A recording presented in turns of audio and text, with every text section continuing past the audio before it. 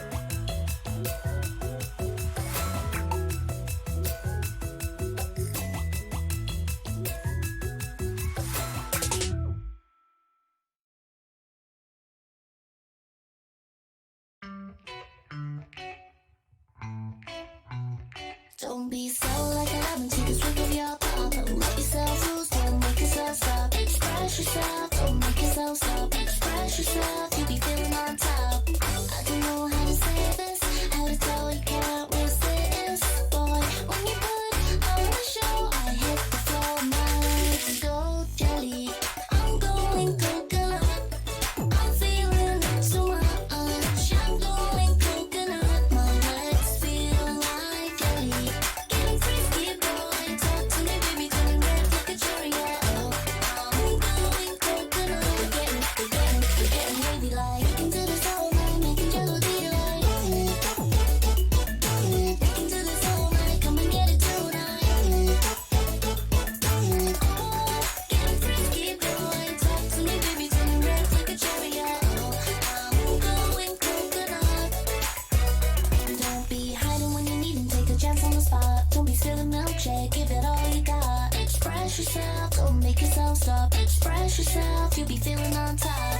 I don't know how to say this, how to tell you can't resist. But when you put on the show, I hit the floor, my legs go jelly. I wanna be so very, I wanna feel like every moment is alive. Heavy, my heart tells me I'm ready. You take me on the roller coaster of my life. My legs go.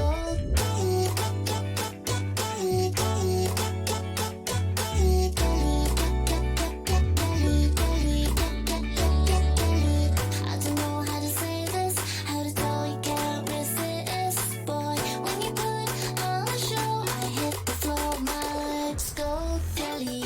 I'm going coconut, I'm feeling so much. I'm going coconut, my legs feel like jelly. Getting frisky, boy, talk to me, baby, turning red like a cherry. Oh, I'm going coconut, we're getting freaking to the soul, I'm making jello delight. Freaking to the soul, man, come and get it tonight.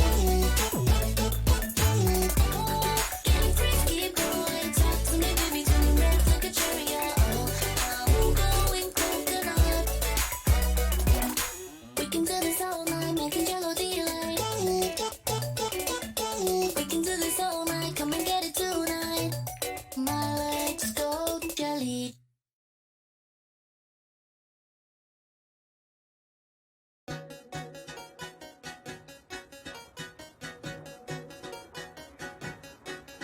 So where did we leave off?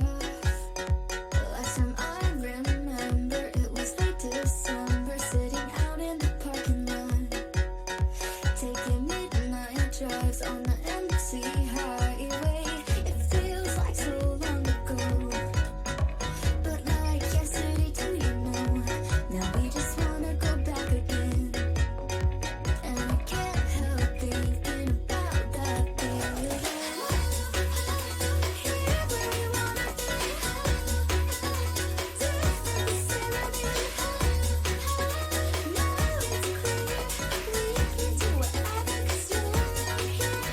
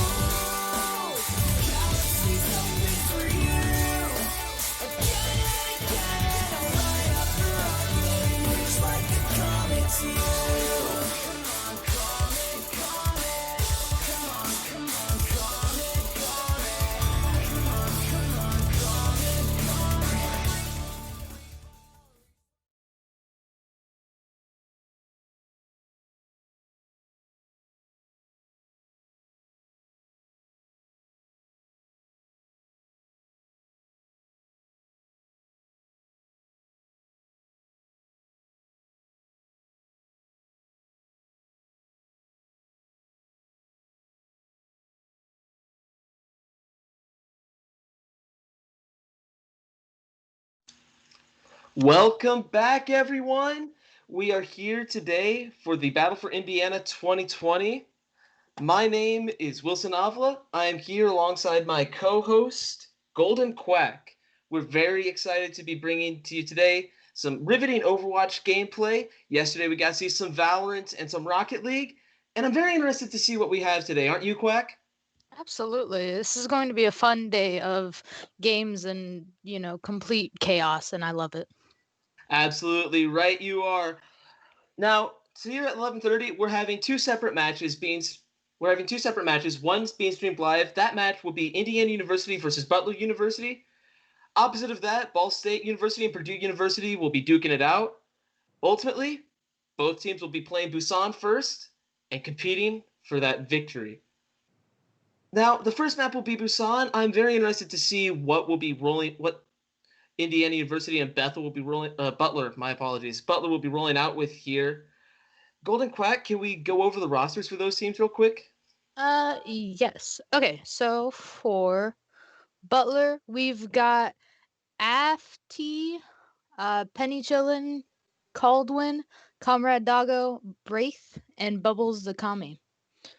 Affy and Penny Chillin on tank, Caldwin and Comrade Doggo on DPS, and Braith and Bubbles on support.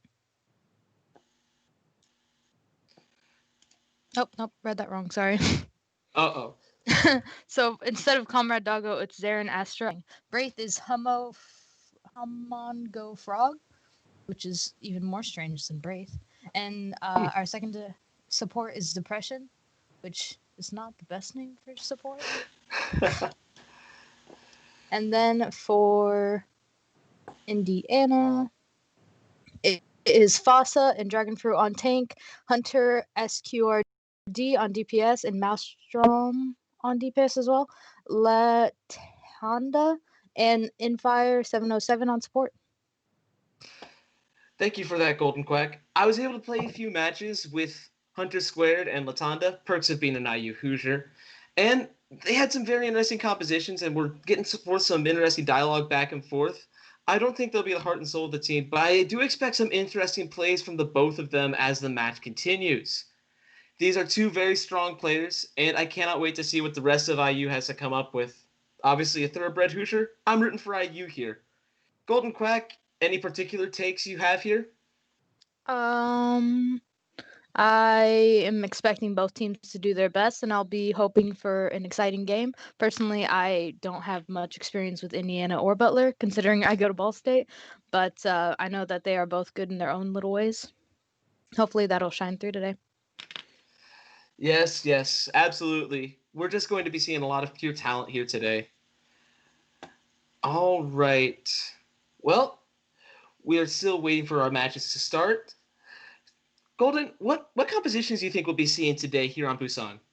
Well, lately the Zarya Hog little oh god, I don't know what it's called. That little meta is shining out when I've first started or when I've been playing lately. So maybe someone will, try to switch that up. Maybe they'll go dive. That's also been extremely popular lately. I know Anna's also gotten really good picks, so maybe we'll be seeing an Anna Mercy. Currently in the meta, it feels like every hero is played to their full potential. I really like where the state of the game is now. We have had a bit of an off-tank meta, but now with an Orisa buff coming through and with McCree getting buffed, it'll be a very balanced game.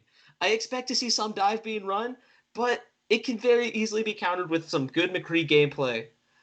Not to mention, if someone decides to bunker down, we do have Ashe in a very strong spot right now, who has been destroying things at the top of the tier. Sombra and Reaper have been wrecking things in ranked and competitive play, but it wouldn't surprise me if we see a great variety amidst the compositions we have, especially with Control. People on the stream watching, we will first be doing a Control map, then our loser will be picking the next map, which will be Escort, and then if we need to go to a game 3, the loser of that match will pick our final hybrid match. Winner of 2 of those maps takes the W. Loser goes on to the next round and fights even harder. I'm really excited to see what we have going on here today. Both teams are going to be coming out swinging for their first match.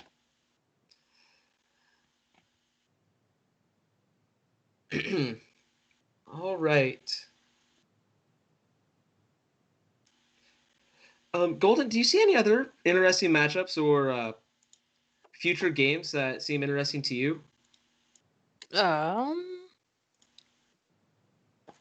I don't know. I'm really excited about every single one. I barely ever get to see competitive Overwatch, and hopefully this will give me a good taste of what I will be expecting.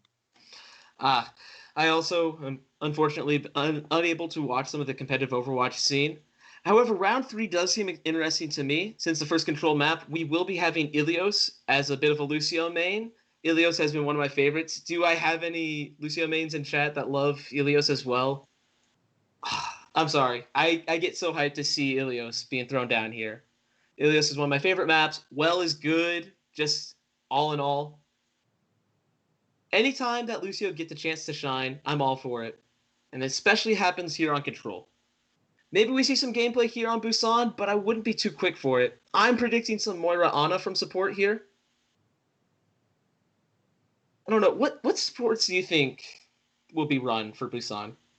Um, like I said before, Anna's really a good pick to go with some of how the game has changed throughout the years. I've seen Anna be really small when I first started playing, and now whenever I want to play her, it always seems like she's being taken. So I'm expecting an Anna and maybe a smaller healer, maybe Mercy, or perhaps even a Brigitte for the team fights.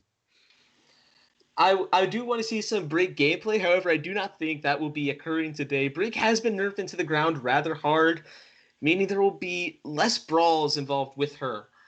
If we're looking for a brawl comp, I feel Moira would be the safest play for these teams to run here. But regardless, we'll see how these matches go up. If we see some Brig gameplay, I'm here for it. Off meta, here we go. Putting my money Again, down now. putting the money down now. Very confident on that. I do like the idea of a Mercy pick, though, and Ana is strong with that anti. But the CC involved, I'm sorry. I'll also be missing some BAP gameplay. He's been nerfed quite a bit recently, but his ultimate cost did just get decreased. I'm hoping we can see him maximized to his full potential here today. Lately, it seems every single support's been being nerfed except Mercy again. Fair enough. Metas have been changing to support less heals and more of a freestyle dive comp. It'll be very interesting to see how these all turn out. Our first match should be beginning in 2 minutes. I don't know what to say. I'm really excited to see what IU has to pull out here.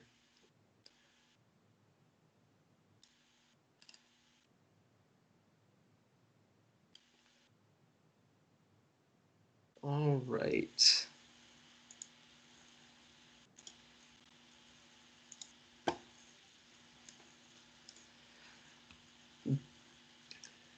Let's see. Oh, how can I forget? We failed to mention Orissa's buff. Added 50 HP, increased projectile speed. We could be seeing a bit more Orisa gameplay. It certainly depends on what kind of team the colleges are going for.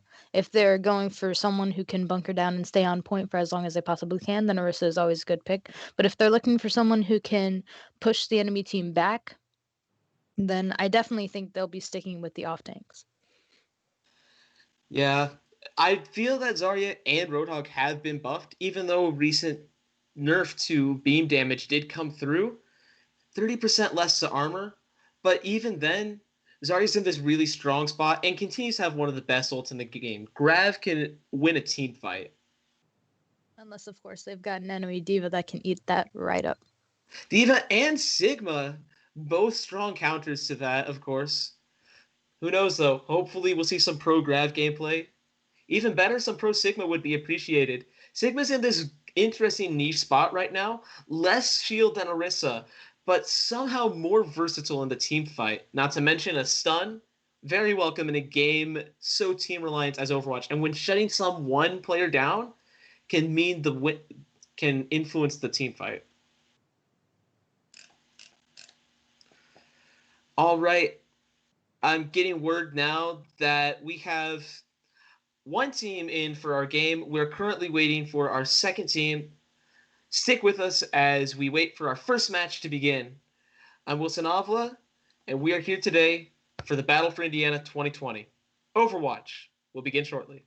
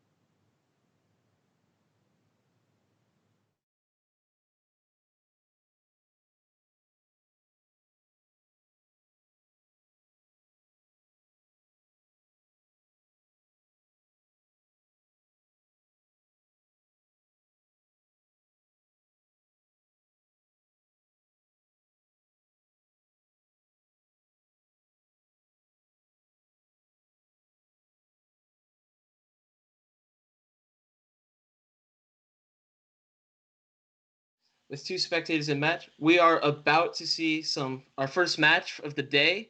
I'm hyped for it. Golden, you ready for it? Absolutely. I'm so ready to yell at other people for not doing their jobs. Classic Overwatch. All right. We are now entering Busan, and both teams for first match looks like we'll be going to Mecha Base here.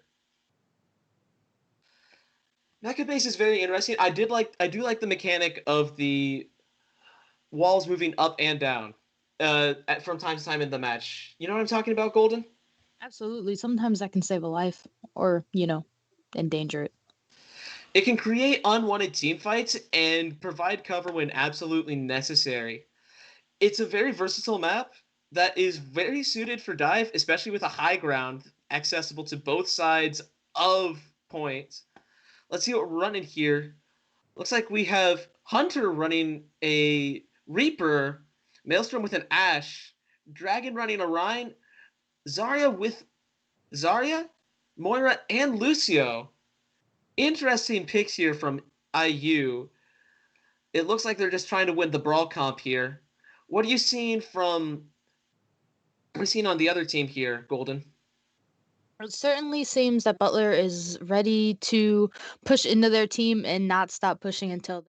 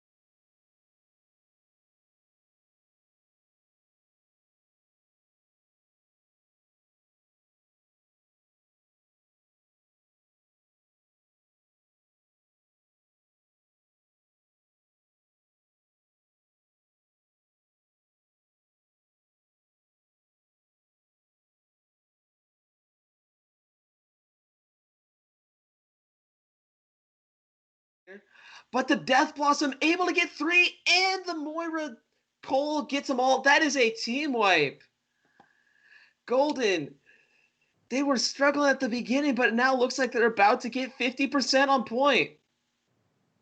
How do you think Butler's going to hold this point with fewer ultimates?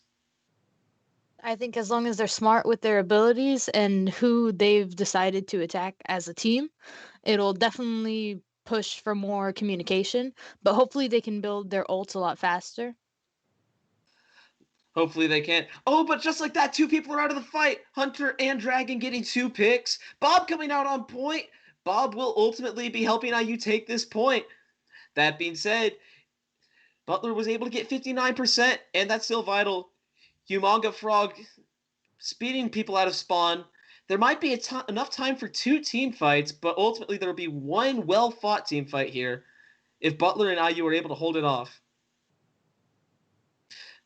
By the way, Humongous Frog is really doing some good work. He or she has been timing their amps perfectly in the team fight, saving a Reaper that was critical. Let's see what they're able to make with this. IU has 90%. If Butler's going to have to make a move, they're going to have to do it within the next 5 seconds. Oh, but there's 2 people down. Make that 3. It's all down to a Cole, Lucio, and IU has it. Objective secured, and IU has first point. Control will be best of 3, so all IU has to do is take 1 more point, and they get a solid win in the best of 3 matchup. Quack, what were you impressed with in this match? Definitely the heals. Butler was definitely pulling out good heals when the first grab came out. I saw Depression going at it with that healing orb as well as the manual heals.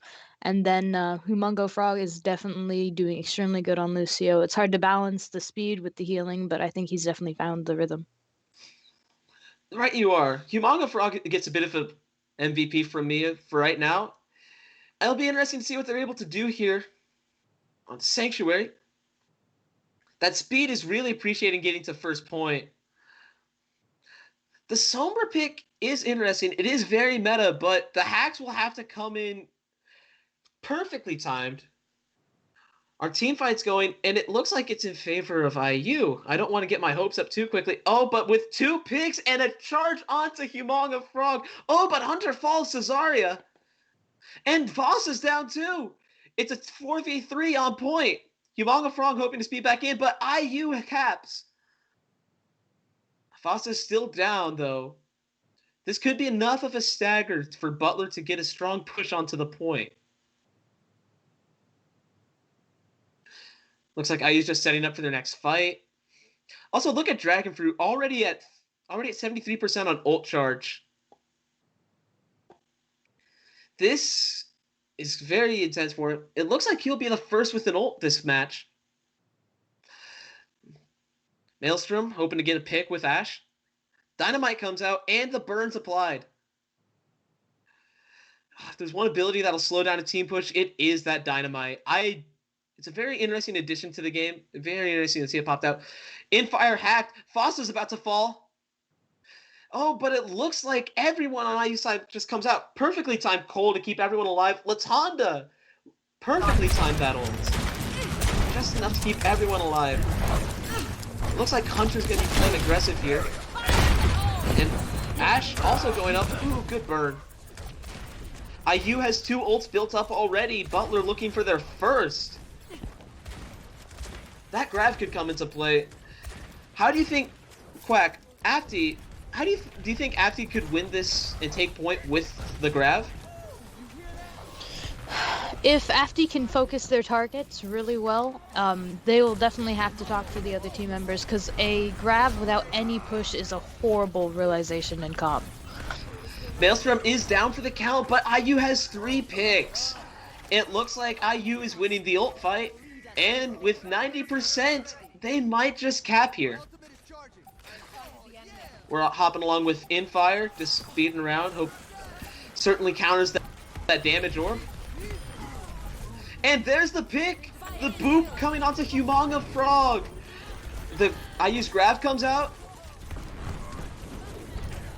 Oh, it's all a little bit hectic on my screen. And there's the Bob for safety.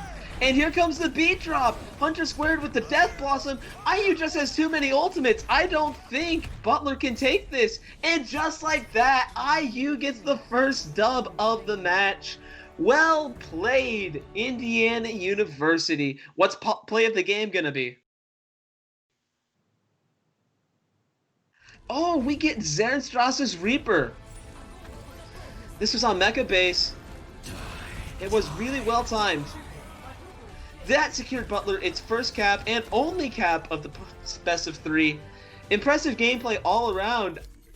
Now Butler will be determining the next map. It will be Escort. I'm very interested to see how this goes. Oh, there's our cards. Of course, Afti and Latanda getting MVPs from both their matches. I was jealous of the Lucio gameplay. Imanga Frog gets some respect in my book, but Latanda had a very clutch coalescence there. Quack, what were you thinking of our support gameplay all around? Absolutely. I love to see some good supports out on the field, and Latanda was definitely timing that coalescence really well with how her team was going. I think it's very difficult to play Moira as only a healer, personally, but she definitely seemed to have found her own rhythm. Latanda popped off there a bit. I am very interested to look back over this gameplay. This was a very even match. It looked like IU was dominating, but Butler had some key plays that were able to win them some team fights.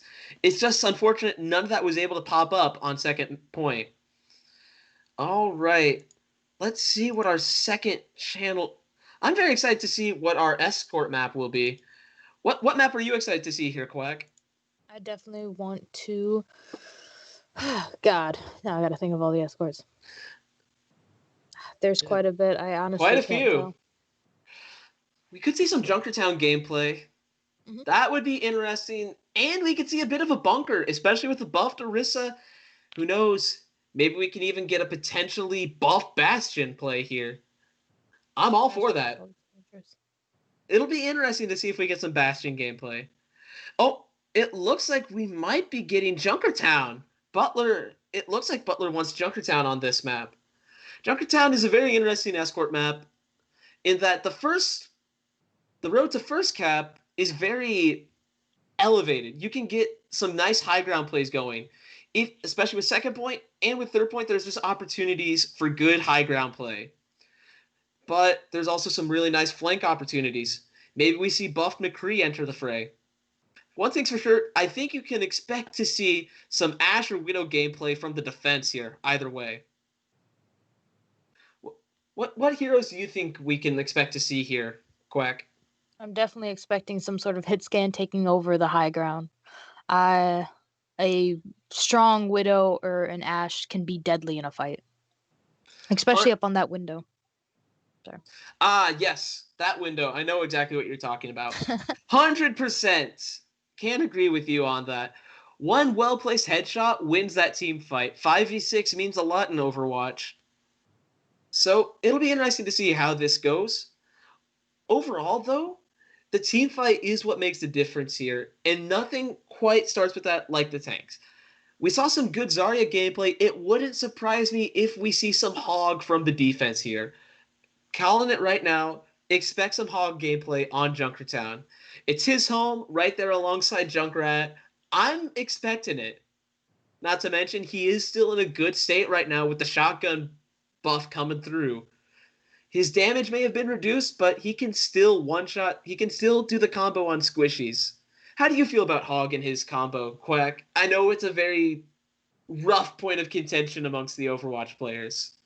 He is certainly a force to be messed with if you are willing to go up against him. If you're not a tank, then expect him to hook you and completely demolish your plan. Yeah, I am expecting some good gameplay here, especially from the tanks. I wasn't able to cast so much. There's just so much going on in Overwatch. But yes, we saw some fine gameplay last match. And it looks like we're entering the game. Oh, wait a minute. This just in. I was wrong. We are not getting Junkertown. We are getting Havana. Oh, we still get some elevated plays here. Honestly, second point Havana, or second push Havana, is one of the best pushes. I love it. It's just great all in all for Escort. Highlights good play opportunities for defense. Highlights good flanks for both sides. I'm very excited to see how Havana goes here. Apologies to the chat for getting the map wrong. I was hoping for Junkertown. I saw Junkertown in chat. I was a bit too quick to jump the gun here. But I'm very excited to see some Havana gameplay.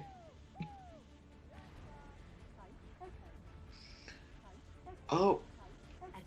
Alright. And it looks like...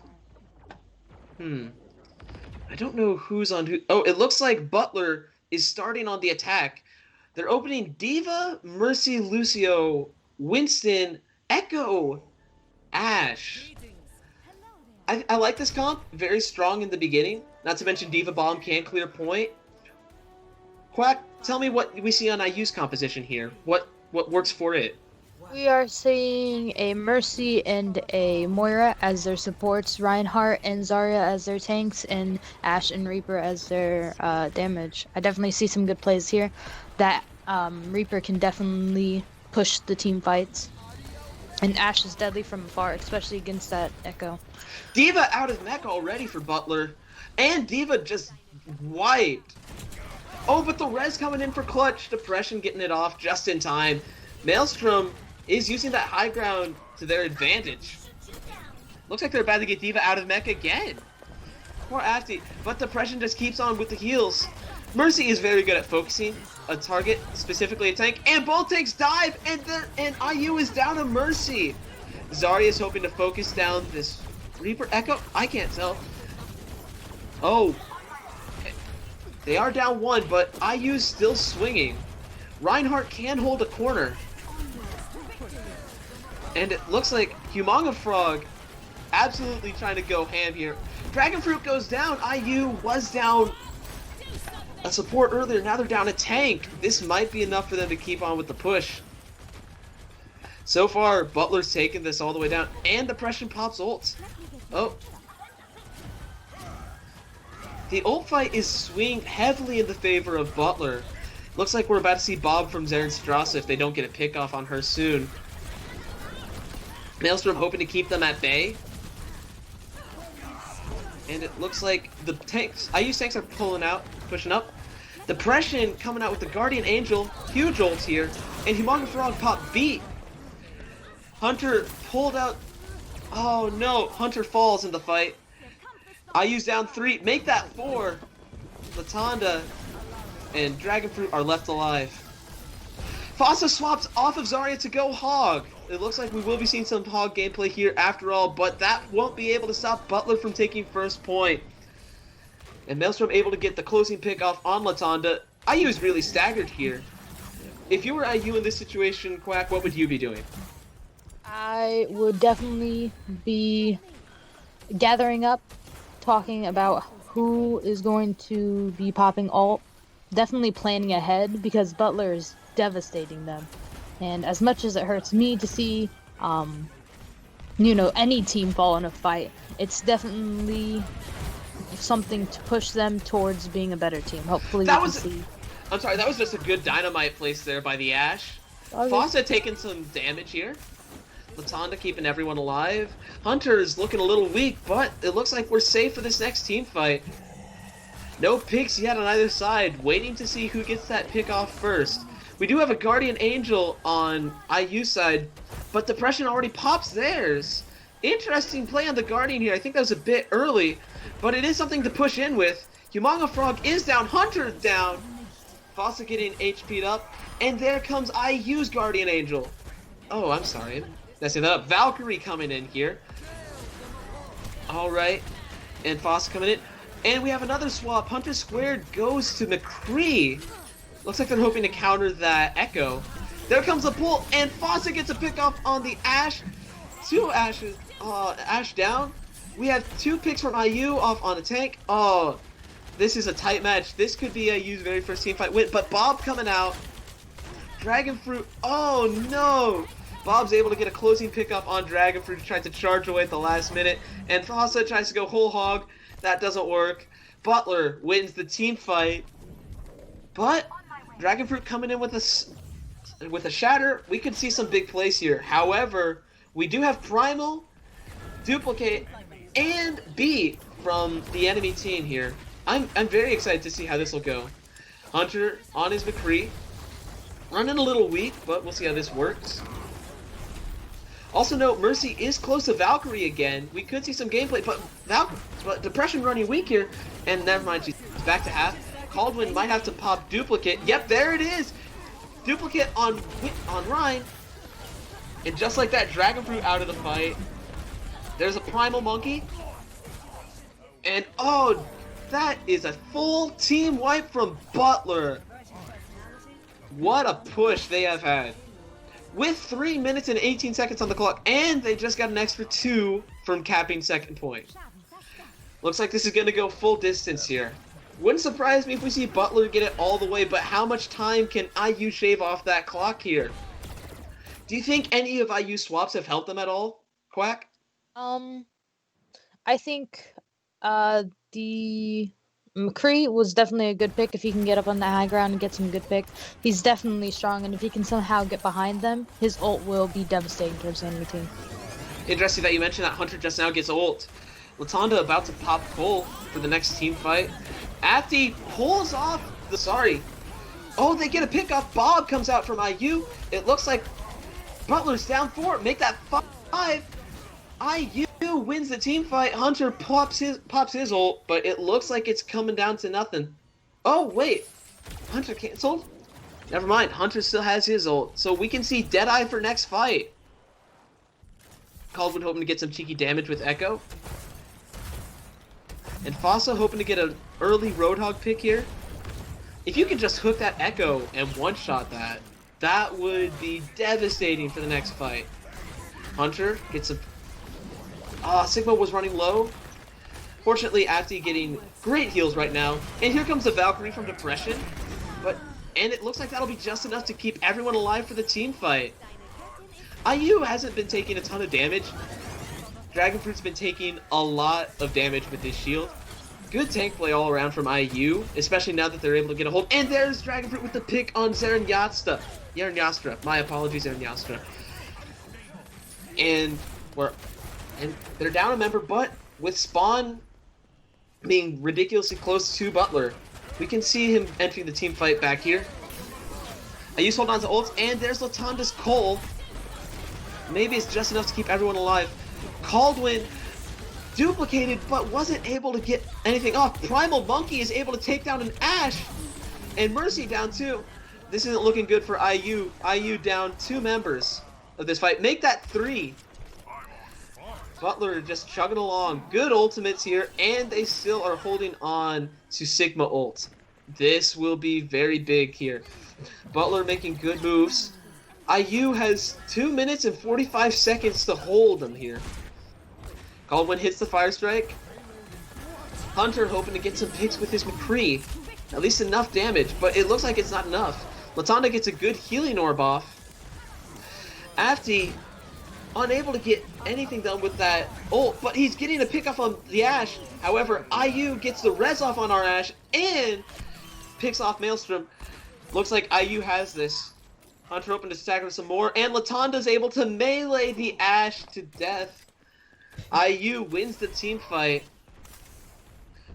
but Depression able to get the res off on Lucio. Interesting call on the res there.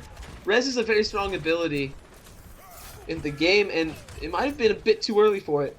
However, it does build up that ult charge, which will be massive for the next team fight. IU holding on to Shatter, and it looks like Cole will be coming up here soon for IU too. What do you think will be the next big ult play for the game, Quack? It would definitely be a good Shatter if they can keep the enemy team off that cart for a minute and 30 seconds more than they have succeeded in their attempt to stop it. But if they somehow completely botch it, then it's done for them. Latonda pops a huge pull, and that's going in, and it's massive! Latonda Hunter getting picks off everywhere. That might be play of the game, ladies and gentlemen. Impressive use of ultimate by Latonda with the bag to signal the end of the team fight. A minute 16 left. Perhaps that 112 buff will be kicking in here soon. Depression about to have Valkyrie again. Maelstrom getting some nice damage off and has Bob ready for the next team fight. The Diva pick is interesting here. It looks like they're hoping to dive that back line. A pickoff on Ashe can mean the difference between a teamfight won and a teamfight lost. Mech fell off of map. Primal coming out here. Depression using Valkyrie again. And here comes Bob from IU. IU still holding on to Whole Hog and Deadeye. This next fight's up for grabs. Oh wait, Maelstrom gets 3 picks, 2 with Dynamite, and 1 from our favorite robot Bob. Oh, good pick and good res. Fossa fell and is back in the fight.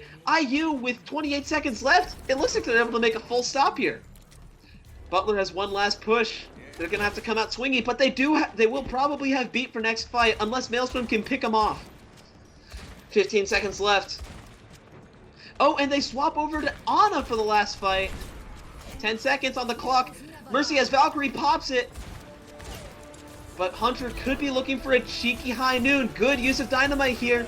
Is it enough to prevent them? No, there's still going to be a brawl on point as we head into overtime. Beat comes out from Lucio. Fossa looking to go in hand and heart. Latonda about to... There's a call from Latonda. Hunter with 2 picks. Dragon Fruit with the charge. Butler's down 3. Humonga Frog open to hold. There goes Ana. Humonga Frog, Lucio, and Ryan holding point all by himself. Is it enough? Absolutely not. IU able to get the full stop before we reach the full distance. What a hold from IU. They were down to 5 minutes and 15 seconds there at the end of that. I could not believe they were able to hold after that. And it looks like we'll see a play of the game, yep, from Latonda at the end. What strong team fights here. I would not have expected this to be held. With 5 minutes on the clock, after capping point 2, that's usually game over in pros, right, Quack? Absolutely. It's hard to get that last push on Havana. Last push on him was not defense-sided at all. IU able to get something together. Really big props on Maelstrom, timing that Dynamite just right. IU able to get a very strong hold. Now, it looks like we're going to have to reset for the next Havana match. So that way we can swap sides. IU will be on attack this time. All they need to do is push just a little bit farther than Butler did, given the same amount of time. There was a bit... Hog gameplay came out near the end. Quack, do you think we can see that close to the beginning of the game, just to throw some stuff off? I think it's a lot better to have shields at the beginning of the game so that they can have a really strong push. And then when it's in more of an enclosed area, Hog is a much more effective pick. Fair enough. I noticed Butler... I don't see Butler mess with the Hog at all. Butler could run with Hog here on defense, but it looks like we're about to see some ball gameplay. Ball, Sigma, Ana, Lucio, Echo, Ashe. Interesting picks here from the defense. I am very excited to see how this goes. Double shield with a Lucio to provide heals and Ana to be a strong backline supporting the Ashe and Echo. Tell me what we're seeing on IU side here, Quack.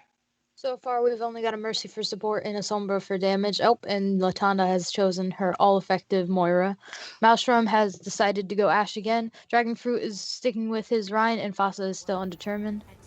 Oh, we get some Hog gameplay. 600 HP in a dream. Let's get it.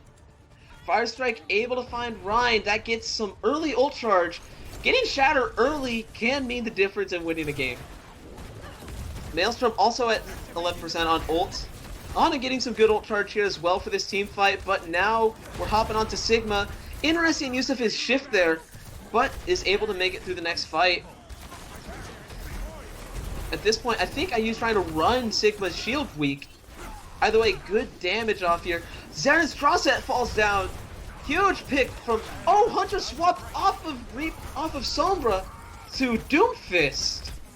Interesting. We're going to be seeing some interesting cheeky plays here. I was not expecting a Doomfist on Havana. How do you feel about Doomfist's viability on Havana? This is a very heavy melee map, and places where there could be a lot of range. Doomfist is interesting here, I think. Don't you agree, Quack? I mean, absolutely, but considering there's no one on the enemy team to stop him from going absolute ham on their backlines, it seems like such a good pick.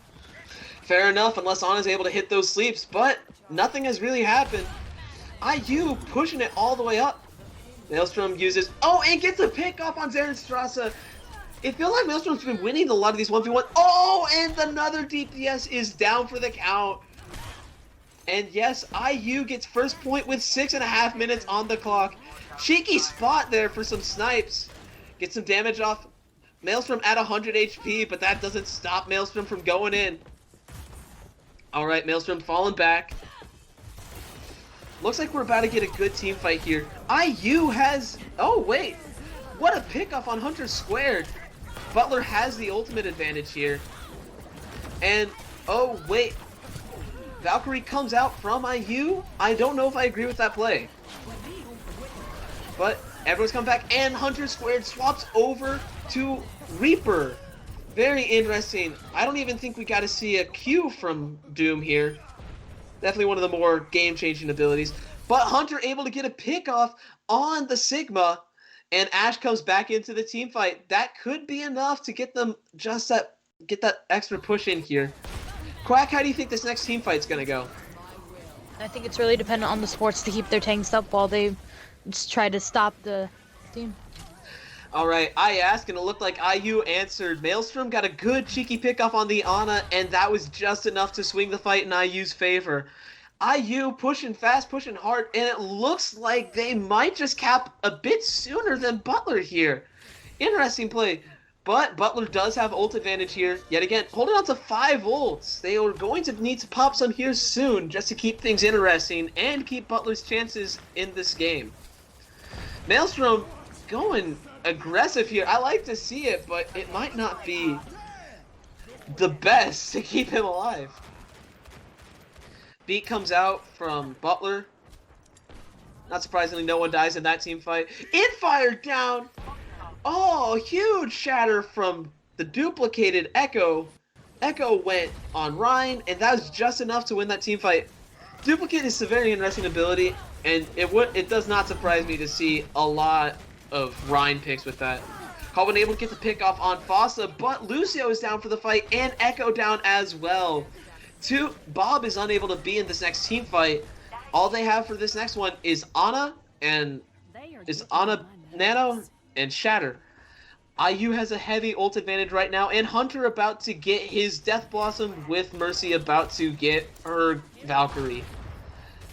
IU playing really aggressive here. I don't like how far up IU's pushing it, keeping one person on cart. Quack, what are your thoughts? Sometimes it's best to keep pushing until the enemy team knows to stay away for a little while. It's the best thing to do when you're on to get land. True, fair enough. Asserting dominance can be a very huge strategy here. It wouldn't surprise me if we see competing, but Bob comes out for Maelstrom, but that doesn't save him. After he gets the pick up, Hunter Squared though goes ham and gets 2 picks of his own before he passes from Afti. Afti is doing some pro Sigma gameplay here. Latonda hoping to keep people alive with their ult. Oh, but the anti is going to kill that Rhine. They're able to get a cheeky pickup onto Ana though. Latonda and Mercy fighting for their lives, and Penicillin getting the pickoff on Fossa to end that team fight. Good use of Nano there from Ana to keep everyone alive, or to keep their tank alive. Wow. And Caldwin about to have duplicate again. That could shift the next team fight. Getting 3 ultimates out is absolutely massive, and with Echo, you can do that in the span of 15 seconds. That's all you need. And there's the duplicated Rhine. Let's see what they're able to do. Oh, but it looks like Hunter Squared gets the pickoff on the enemy Reinhardt, and there goes Echo out of ult. Zarenstrasse gets a pickoff on Dragonfruit. Afti picks up. Oh, they're just messing him up here. The support line falls. IU is down. I think we're going to have to see some swaps here from IU. What would you be swapping off to here, Quack? Oh god, I keep messing up the teams. It definitely seems that they need to get someone else to counter that Echo, because she is absolutely demolishing them. A hit spam would be appreciated here, but Maelstrom is doing cheeky damage with the Ashe. It wouldn't surprise me. Dragonfruit uses Shatter. Latonda pops ult too. Dragonfruit's still down for the count though. Maybe Cole is able to keep everyone in the team fight though. Nope, Maelstrom falls and Mercy falls. It's just Latanda keeping everyone healed. Butler is just going to keep pushing the cart back. However, IU does have time to regroup. 3 minutes and 40 seconds is an awful long time to push. Alright, and we see Fossa hoping to get some damage here. Honestly, it wouldn't expect me to see a Hoggle coming in clutch here for this next fight. Latanda, weak, and there comes Sigma ult. Absolutely massive. Fortunately, they're able to get Ofty off, and Bob's pulled out. I think that was a bit of a waste of a Bob there. So Definitely a bit early, and Bob's not going to get much use here. Interesting use of nade there to keep the Ashe alive and supported. Zera and Astra finding their rhythm with Ashe in the last 3 minutes of the game. Very good plays. But Maelstrom's able to get to the pick. Fossa gets Afty too. Afty's been a bit of a carry. And Cole coming out and Reaper Death Blossom out. Dragon Fruit with the charge onto the Lucio. Don't see that too often. And it looks like IU finally getting able to push it. I think that might be enough for them to win, but I guess we're just going to let this play out. Hunter gets the pick off on Ryan. Maelstrom gets the pick off on... Oh, wow. This is going all sorts of ways for IU. But Humongous Frog hoping to keep everything alive on point. Bob eliminated. Very surprising to see that gets killed. Yep, IU definitely has it, but they're just pushing it the extra distance to confirm that dub. Wait, no! There's a stall at 1.4 meters. Never mind, there it is. IU with the dub, winning 2-0 over Butler. Good match. What do you think play of the game is here, Quack? It's apparently penicillin. All right, talk me through. What was this play? Okay, so far he's gotten nanoed by the Ana, which is always a good pick. He's going ham on their enemy, and Afty is coming in with cleanup with ult. After getting 76% of kill elimination, very rightly so, he deserves all of that praise coming through for him. Afty was MVP of that match, no doubt, single-handedly holding off so many pushes. It just took 4 ultimates from IU to get him, though. I mean, only 4. Either way, very impressive start to the series. IU taking home that first dub. Let me just check here. I think we're getting reports from our other match.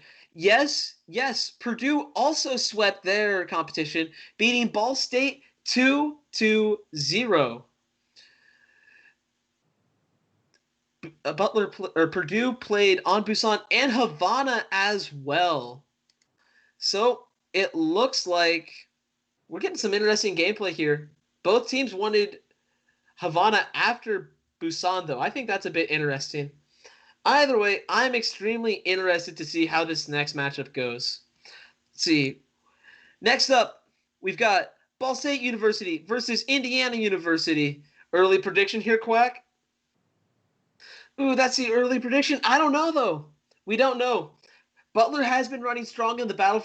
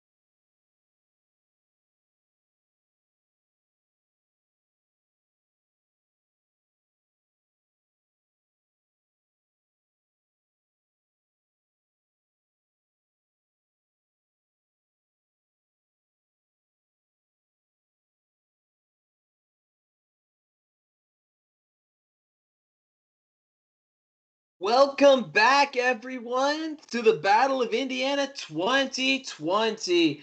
I'm very excited to bring to you today some Overwatch gameplay.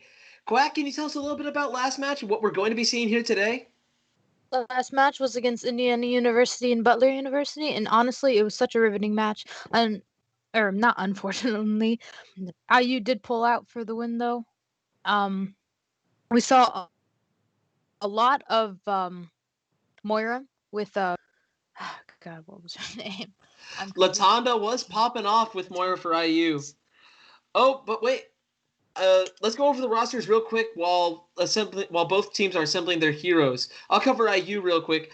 IU, if you saw him last match, you saw Latonda popping off on support with Infire 707 to support that support. Dragon Fruit and Fossa popping off in the tank positions, and Maelstrom and Hunter squared, getting some damage in his DPS. I'm very excited to see what they'll be coming up with today. Quack, can you give me some stuff over on Ball State University side? So far, we have got Holgo and Frog on support, Hornbach and Fiddle on tank, and US Miller and Ninja on damage. You see, us casters here are very excited for this match. I'm from IU. Quack, you told me you're from Ball State, right? Absolutely. So we have a bit of a rivalry going on here. Go IU, and it looks like we're pushing in strong. Latonda rocking Moira yet again. Infire rolling with Lucio. We have Pure Frog as Lucio as well, and Holgo also running Moira. But we get to see some Hunter Squared Doomfist gameplay. I was talking with Hunter before the match. His Doomfist is his main. He is expecting to go in ham, get an early pick, and win the next team fight. There's a big slam from Hunter. Dragonfruit able to get a pick off on Junkrat. US Miller out of the fight. Ultimately, IU is in a very good spot for this team fight. One pick is all it really needs to win. And with Maelstrom getting the pick off on Symmetra. Oh, but they have Cole popping off. Dragonfruit out of it. Holgo able to get Lucio as well.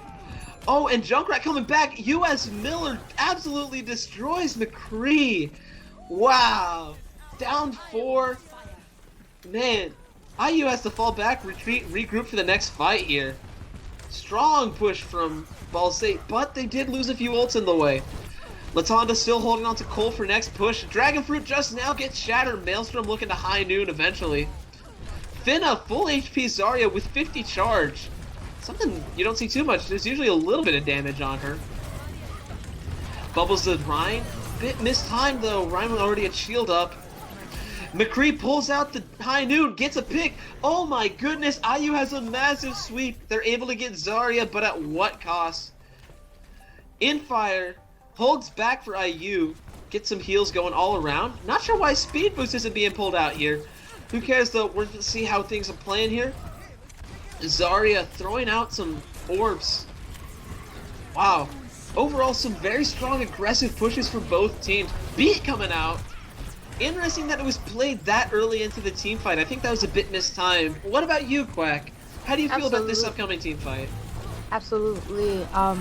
Lucio's ult can be an absolute lifesaver against an enemy ult that can absolutely demolish their ranks, kind of like Grab or even Earth Shatter. What's more, it enables other ults, and seeing it pop that early into the fight, I think that was a bit of a misplay here. IU does end up losing the team fight, and now we're back on to back from last match. Ball State's control. Ball State has a very strong opening. Frog holding on to his beat. Maelstrom is out for the fight. They might just have to fall back and wait for him to come back. Ninja Curly Fry getting some good damage off as McCree.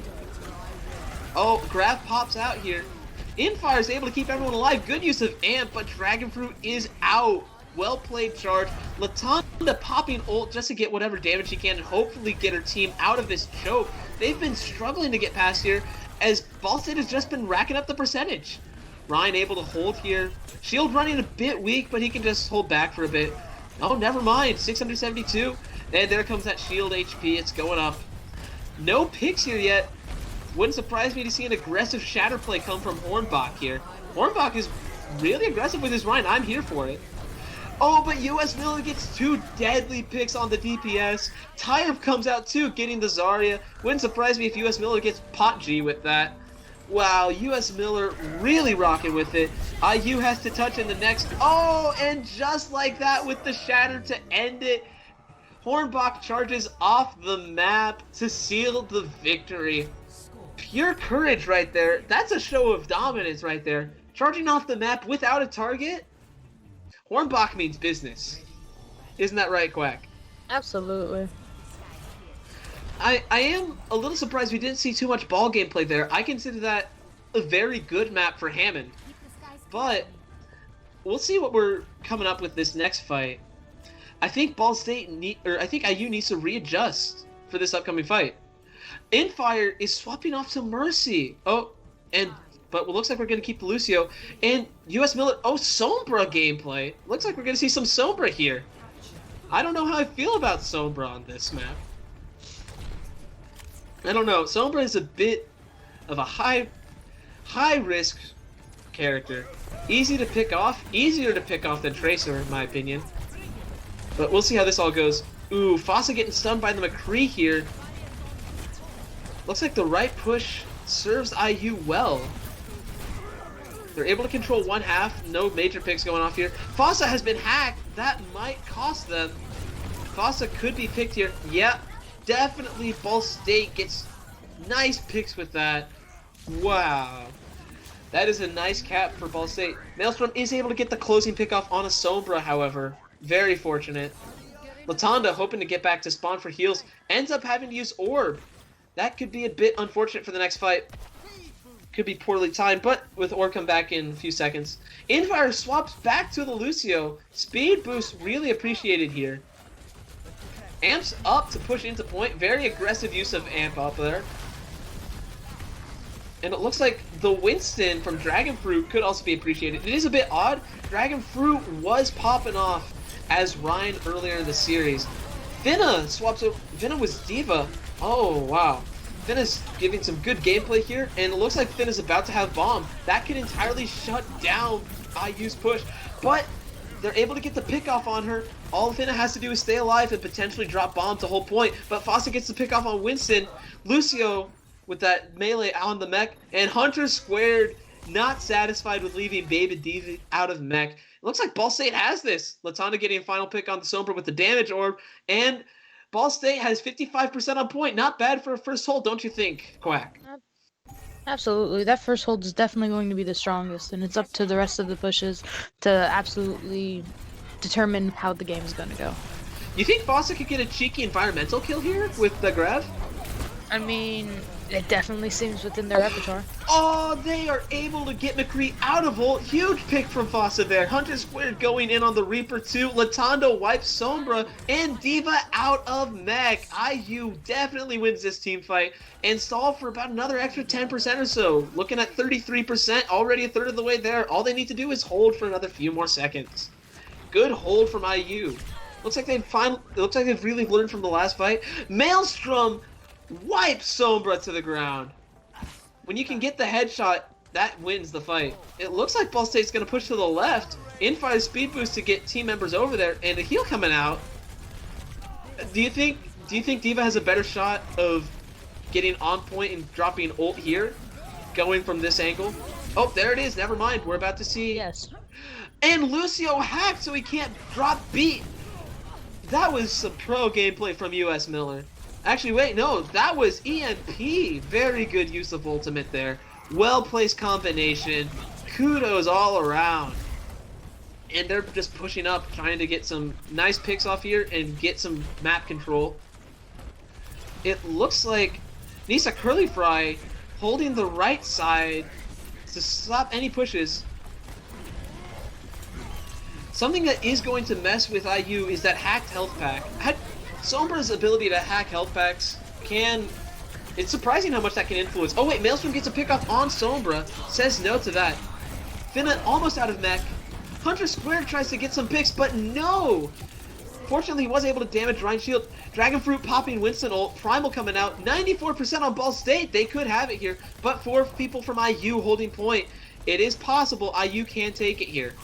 One lone Ball State survivor for IU holds it for Ball State. Lucio trying to get some work done. Bop's beat, and there comes Zarya ult. And I say Curly Fry with the huge triple kill. Latana gets 2 picks off with damage orb, but it might not be enough. This is a Curly Fry trying to get a pick off on Tracer here, and that is it. Ball State holds point, closing emo there. Unfortunately, Hammond unable to make it to point. Well played, Ball State. What gets Potgy here, Quack? Definitely that Reaper ult at the end there. Definitely pushed for the team fight. A triple kill, impressive in any rights. Huge Shatter was able to allow this happen, and B, it means he can just go in. With a well-timed beat, a good team can do just about anything. And a very bad team can still do some work. Beat's a very impressive ability and one of the best support ultimates in the game. The only reason why you don't see more, say, better ultimates, because Zen's so easy to dive, Ana can be easy to dive, that backline is really weak. You'll probably be seeing a few more beats being dropped. Hopefully we'll be able to commentate here. Since IU lost, they get to choose the next map for Escort. I'm very interested to see what they pick. Like I said, I talked to Hunter Square before match. He's a bit of a Junkertown fan. In case it wasn't obvious last time, I really like Junkertown, so some Junkertown gameplay would be appreciated. I don't know, though. Havana was really neat after all. IU had some good pushes on that. What are you feeling here, Quack? What would you like to see? I definitely want to see some Junkertown. All around, sounds like we're getting a lot of Junkertown support in the cast. Do we have any preferences in chat? Any takers here? All I just see is someone saying, imagine being from IU, which you can't hurt me. Latonda saying, it looks like early picks coming in, maybe Dorado. Dorado would be another interesting map. There are some very good plays here. Not quite the high ground as prominent within Junkertown, but it's definitely one of the more iconic Overwatch maps. What else is there to really say about Dorado? You've probably played it several times over. It's definitely one of the classics.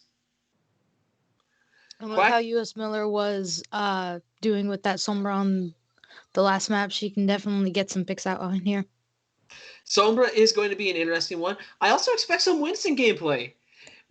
There are quite a few opportunities to get some high ground. Like I said, nothing quite like Havana or the many opportunities in Junkertown, but there are some very key plays for some neat Winston flanks. I'm a bit of a tank main in addition to my support love, so Winston gets a lot of support from me. He's a very interesting character to play aggressively with, or just go ham however you feel like. I don't know. Winston gameplay could be good. Zarya, of course, with the many opportunities to dive and hold point. Zarya has been seeing a lot of playtime here. Do you think that's bad for the tournament, or are you excited to see some more Zarya gameplay here? I'm definitely up to see some Zarya gameplay. She is a difficult character to master, but once you can master her, she is definitely deadly in a fight. What I am missing is Afti's Sigma. Afti was popping off as Sigma a few rounds back, and Sigma could be a genuinely good counter here to some of the dive characters Ball State's trying to play. I've got to give my IU team some advice here. Play Sigma to try and shut some of those pushes down. What do you think Ball State could change to better hold themselves against IU? With how IU was playing, it was pretty aggressive, so maybe someone who can definitely keep them off their tail. We are seeing a bit of aggression from both sides. I am very glad you mentioned that. We are in this bit of a dive meta type, but you can really make anything work. And we were seeing some McCree gameplay earlier. Wouldn't surprise me if we see him being pulled out again to stop that dive. Do you think we'll see your favorite cowboy rocking again? Most definitely. On Dorado, there's many opportunities that McCree can go flank and even get really good high noons. High noon is a very interesting ultimate in this game. I'm not expecting to see it used too much. In fact, one of my favorite uses from it was just using it to reload the gun after fanning the hammer several times. Those were some fun days. Oh, wait. This just in. Looks like we're entering Dorado. I'm not certain who will be attacking first here. Overall, what are your thoughts on this map? What do you think? What do you think the biggest play will be, or the biggest impacting hero here, Quack? I definitely think there's some absolutely fantastic opportunities to play Pharmacy here. With how high she can get up, I, Yeah. I think the Skybirds are definitely going to pull through here. By Skybirds, just to clarify, I haven't heard that term actually. That's just Echo, Pharah, and of course the Mercy to accent them. Yeah, it's just easier to group them all up. We have yet to see a Pharah on the DPS though. IU's roster includes Latanda's Moira, fabulous Moira by the way, Dragonfruit's Rhine, a role that he seems much more fitted to do, Hunter's back on his Doomfist, Maelstrom on Ashe again, Fossa on Zarya, and Infire's Mercy. Minus Infire's Mercy, this is a bit of the traditional IU comp we've been seeing run this whole time. What we've seen from Ball State here, Quack? We're seeing Holgo and Casseroles, the switch from Frog, on Ana and Lucio. We're seeing Finna and Hornbach on Zarya and Monkey. I can't remember his name at the moment. And then Ninja and US Miller on Reaper and McCree. So it's definitely favoring the last match with their matchups. But hopefully Casseroles can do something that Frog wasn't, or even do better than Frog, considering they demolished. Hunter squared out of the fight. Sorry, I just have to comment on that. Hornbach got a very nice pick there. But Rez back in. Hornbach melee's Mercy. Hornbach is doing some damage, but Hunter squared able to shut him down. We're on board here with Maelstrom, and it looks like they're able to shut down most of the high ground control. Ball stay add. That'll be very important for this next upcoming fight. Maelstrom throws out the dynamite, unable to get some damage with that. But it looks like Hornbach, or Dragonfruit, my apologies, is pushing in. Oh, but Dragonfruit slap takes him out of the fight. Hunter tries to get a cheeky pick here. Diving in the backline, Lucio. Oh, but Finna able to get Hunter, but Hornbach is down again. Maelstrom gets the pick off on Lucio. And Infire giving some nice overall support. Playing a bit aggressive, but I'm here for it. And let's see what we got here. Overall, it looks like IU's going to get this first point. Very strong push from IU. Ball State's not going to bother contesting. Oh, but wait, it looks like US Miller down for the count. Nissa Curlyfry tried to get a pick there, and he's out too. That could cost them some more distance here for this next upcoming team fight. Dragonfruit pushes up, a bit of a haphazard fire strike there, but you can't blame him. You've got to build your ult charge. Dragonfruit just trying to get some ground here. Ball State holding some interesting position. Maelstrom hoping to get some damage off here. Butler is about to get some ults. However, it's a bit scary seeing that Dragonfruit's about to get shattered. Latanda is holding on to Nano. I didn't mention that Latanda swapped off. Hornbach diving in. Hornbach has been messing him up. Maelstrom diving. Hornbach is anti, but goes primal for the extra HP. Nissa Curlyfry with Fossa getting picked. Infire able to res, but dies. Hunter out as well. Good win and wipe from Ball State. Cardinals looking really strong after that one. Absolutely, proud to be one trip. Hey, that's right. We have 3 ultimates from IU, though, for this next fight. However, Nissa has been destroying as Reaper, and Death Blossom will be very influential in how this next fight goes, especially if Holgo is able to drop beat to protect him, or if Zari's able to shield going in. It looks like Nissa's looking for it here. There goes the Death Blossom. Is he able to get a pick from it? He gets Latanda. He gets Dragonfruit after ult. And Hornbach able to dive right on top of Infire. Fossa also out from Holgo. Oh dear, IU is not having it, but they do have 5 ultimates in this game. Hunter Squared looking for some HP, able to get it. US Miller. Hey, we appreciate the point to Ana. Always recognize your supports. US Miller getting some cheeky damage off. Finna does have grab, but there's not too many ults to combo with here. Maybe hoping US Miller getting a good Deadeye off, but even then I wouldn't count on that too much. IU just needs a pick here to push. Nissa Curlyfry running critical. Casseroles is getting some good damage and good heals off. There comes the Deadeye. US Miller is able to pick Latana off, and here comes a shatter from Dragonfruit. Ninja Curlyfry out of it. That might have been all IU needed. Oh, but Infire is able to res Latanda. US Miller down for the count. This is not looking good. Dragonfruit dips from the fight. Winston diving on point all by himself. I know that's something Hornbach can do. Oh, but he had Primal the whole time, and he's able to stall just a little bit longer to get his team back onto point. Hornbach able to get Mercy, but Hornbach is down for the count. Maelstrom gets that pick. Maelstrom might be having Bob too soon. Hunter holding onto his Death Blossom. Fossa popped Dragon. And yes, IU has point. Nissa Curly Fry is also down for a bit. US Miller swaps off of McCree to go Sombra here. I don't know how I feel about Sombra third push. What do you think about that, Quack? I know that US Miller definitely considers himself a Sombra main. It's definitely a cheeky pick, but I think taking down that Reinhardt is going to be crucial in a fight. Hunter Square dipped from that Reaper 1v1. You gotta understand, it might not be worth the trade, especially if you can match up. Well, that was an interesting... There comes the ultimate from Hunter. Right after... Was that... No, that was not a Rhino. But he's able to get Nissa Curly Fry with the damage he put in. Fossa able to finish that off. That might be enough. And US Miller down for the count. Maelstrom gets a nice headshot off. Ryan about to have Shatter here. And there it comes. Able to get the Zarya, but not one else. Hunter Square takes out Hornbach. Oh, Hornbach swapped off Funky. I don't know how I feel about that. I appreciate the need for it, but IU is able to get point with time. Round 1 complete, even with the huge EMP at the end there. Sombra is able to get everyone, but it was a little, too late. Overall, impressive from IU. I was not expecting them to get it with time, let alone 2:48. For reference, you start with, I believe, 3 minutes? Or is it 2.5? I can't recall off the top. I thought it was 3 or 2.5. I'm somewhat positive it's 3, but definitely do not take my word on it. I don't remember anything. Well put, well put.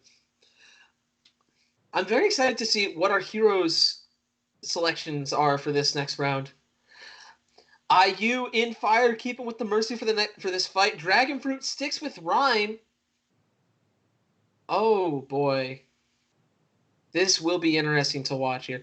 Hanzo from Maelstrom. Fossa goes Zarya. Latanda goes Ana again. I'm very upset I don't get to see more of Latanda's Pro Moira gameplay, but hey, I am all here for Ana. Ana's one of the best heroes in the game. What are we seeing here from Ball State? We are seeing Holgo on Mercy, Finna on Hamster, Ninja on Ashe, US Miller on Pharah, as I've predicted. Just gonna put that out there. Casseroles on Ana once again, and Hornbach on Zarya. It seems that they're keeping with a couple of their picks, but hopefully their choices will get them to push through with even more time.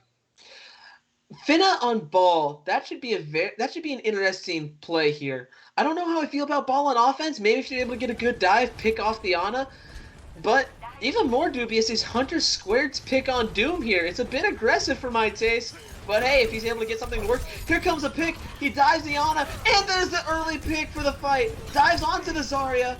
Oh, that was so cheeky. Pulls out the res. Mercy won't have that for another 30 seconds. Big play. He won't be able to do much against this Pharah, but it might have been worth just to pull out the res. But Latanda down for it. He's hoping to get a pick off on Mercy here. Oh, wait, he's diving? Ash, it looks like. Oh, but Ninja Curly Fry gets the easy elim. Maelstrom also out for the count. Down both DPS. It's going to be awfully hard for them to match. Yep, Maelstrom swaps back off to Ashe. No huge surprise from that. But Dragonfruit says, I'm the better tank. Gets the Fire Strike off on Hornbach. Hunter Squared swapping off to go Soldier 76. Incredible. I was talking with him earlier. He didn't seem to think Soldier was meta. This is an interesting change of pace. Able to drop the healing. Maybe that's enough to keep his team alive. Yes, it certainly gets some good heals off. Infire does have Valkyrie. I would be holding off on that for the next fight. Fossa, Casserole's hoping to get some good pick here, just to stagger off. Yep, there goes Fossa, just off a little bit more. And just like that, with 5 minutes left, good push here from Ball State. Very strong opening. And they have a bit of an ult advantage. Fewer switches will do that to you. US Miller is out for the next fight, though. Fossa hoping to build up some charge here, but IU just hoping to regroup. Casseroles gets hit. Ana's our favorite support sniper, namely our only support sniper, but we're all here for it. Fatna here gets the res off on Maelstrom, but Mercy sacrifices for it. US Miller with the huge barrage, and Fossa getting picked at the end of that. A quad feed for US Miller. Nissa Curly Fry is out for the count. Hulko does get the res off though, and Hornbach is able to dive right on top of him. And US Miller says, I don't need your hit scan, and wipes Hunter Squared Soldier off the face of the map. US Miller enjoys playing aggro, able to get some cheeky damage off on the Rhine here, but maybe that's a bit too aggro. Oh wait, this is a good position here for US Miller. US Miller lining up some nice shots, breaking Rhine's shield and getting some damage off on him. Zarya's bubble has to come out, and that's enough to get Dragon Fruit out. Nissa Curly Fry uses Bob here. Wow, this is all up for Ball State. They capped second point with 5 minutes on the clock. Oh, but Maelstrom gets the snipe off onto Farah. That might be enough. Oh, but wait, Mercy coming in for the res. What a clutch ability in the game. How do you feel about res? It was in a very broken spot a few years back where all it took was one Q and you could res an entire team. Absolutely. I think they did good making it just a single ability. And the cooldown is long, yeah, but that doesn't really affect its ability much. Hornbach gets a nice cheeky pick onto Mercy, so Mercy unable to res for the next fight. It looks like Ball State's just going to control this. And the spawn kill onto Maelstrom. Hornbach, exceptional tank play here. That's what happens when you get a Zarya full charge. Interesting res onto the Maelstrom. If I was Mercy, I'd be swapping off. Fossa dies to Mines. 4.11 meters is all it takes. Infire hoping to keep it alive with a Guardian. Bob is coming out here. Oh, dear. Tracer. Hunter running Tracer. That might not be enough. But Latonda is pushing him back. And yes, Latonda back on Moira. I am here for it. Maelstrom does get the pick off on Casseroles to say, no, we are going to hold this for just a bit longer. Now remember, IU does have 2 minutes 48 seconds. You can see that at the top of your screen there. So all they really have to do to ensure a tactical advantage is hold for another minute or two. That'll slow the next matchup by just a little bit longer, giving them more time than their opponent. If Ball State is able to cap third point here, for those who don't know, then IU will have the opportunity to push yet again. Same with Ball State. And whoever gets it farther the next time will be able to hold. Hornbach Casseroles going ham with it, and Bob to finish it off. Dragon Fruit hacked. That, forget time advantage. That's all in favor of Ball State as they get an extra 27 seconds. Wow. It took everything, but it got them the dub. All for 27 more seconds. How vital do you think that will be for Ball State here? I think that 27 seconds is going to be nothing because with how these teams are playing today, they're both going to go into overtime, and we all know it's going to last a while. Of course it's going into overtime. We're hitting the 2-minute spot. We're here for action. We are all here for it. But I'm not certain what is going to lead to it. There's going to be some interesting plays being made here. I can just feel it.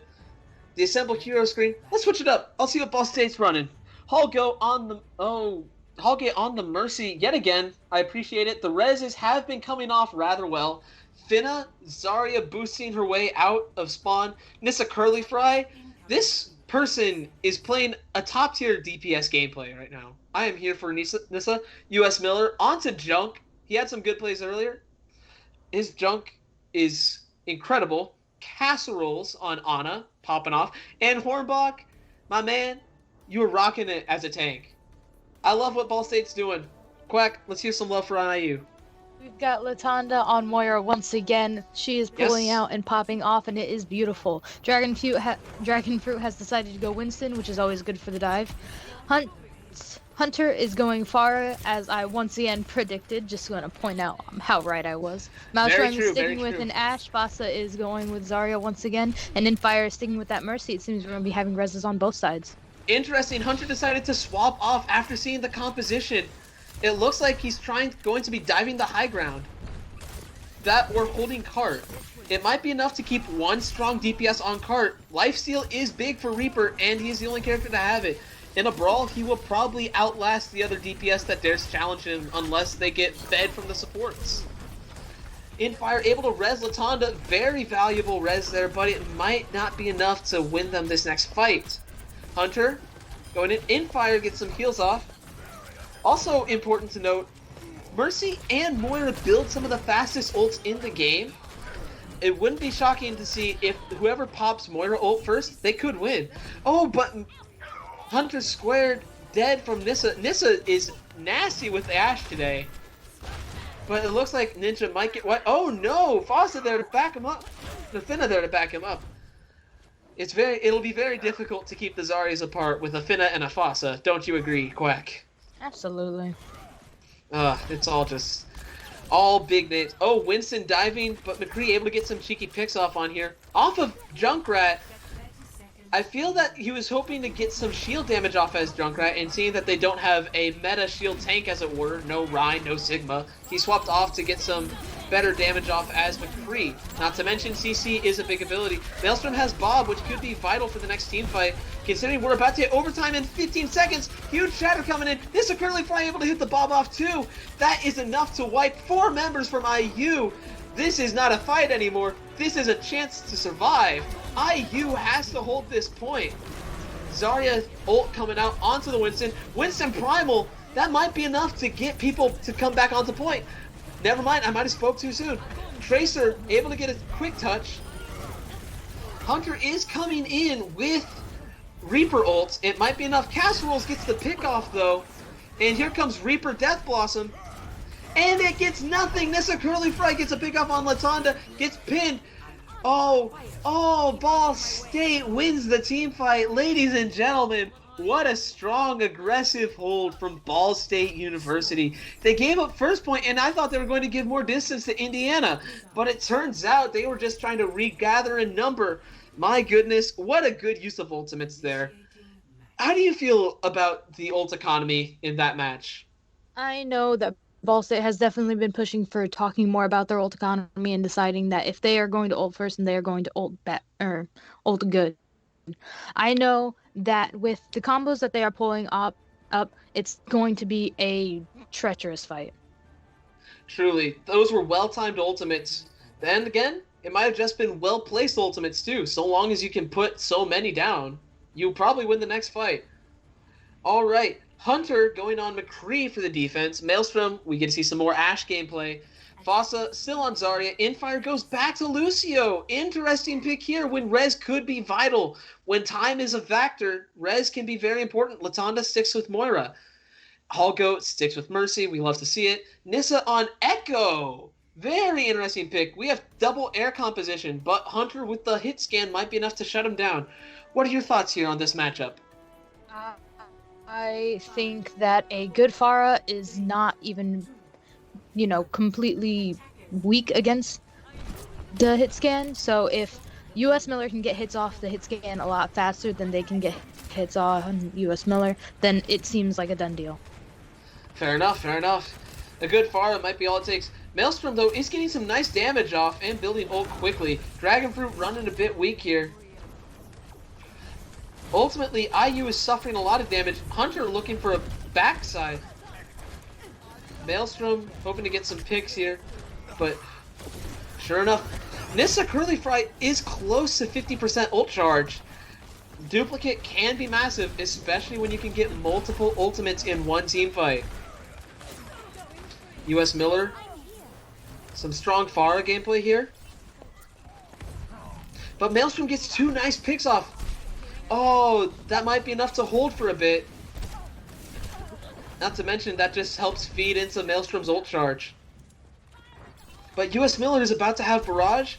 Infire might have beat in time for it, though. That could be enough. And Maelstrom gets the pick off onto Miller. Maelstrom might just be holding this to go the distance. IU had already capped second point by this time. Latanda is holding on to ult, and US Miller hoping to get justice raining from above. Okay, so when do you think US Miller will pop? Oh, there's Barrage, never mind. I answered my own question. I think it's now. I think so, but Latanda is popping her ult to keep everyone else alive. 2 picks might not be enough for Ball State. Fire is rushing, and they will have beat. 45 seconds on the clock. Maelstrom is half. That could be a bit worrisome, but Hornbach burning on point. And US Miller sniped out of the sky by Maelstrom. Nissa Curly Fry is able to get the Dragon Fruit down for the count. Finna with the ball gameplay here, good use of ults to try and hold point, but Holgo is able to get the res off on Miller. That res might be the extra distance that they need. Also, the extra damage they need. Oh, that's a huge grab coming out. Only able to get one, though. Hornbach wipes Maelstrom. Hornbach gets some nice picks off. Maelstrom sent back to spawn.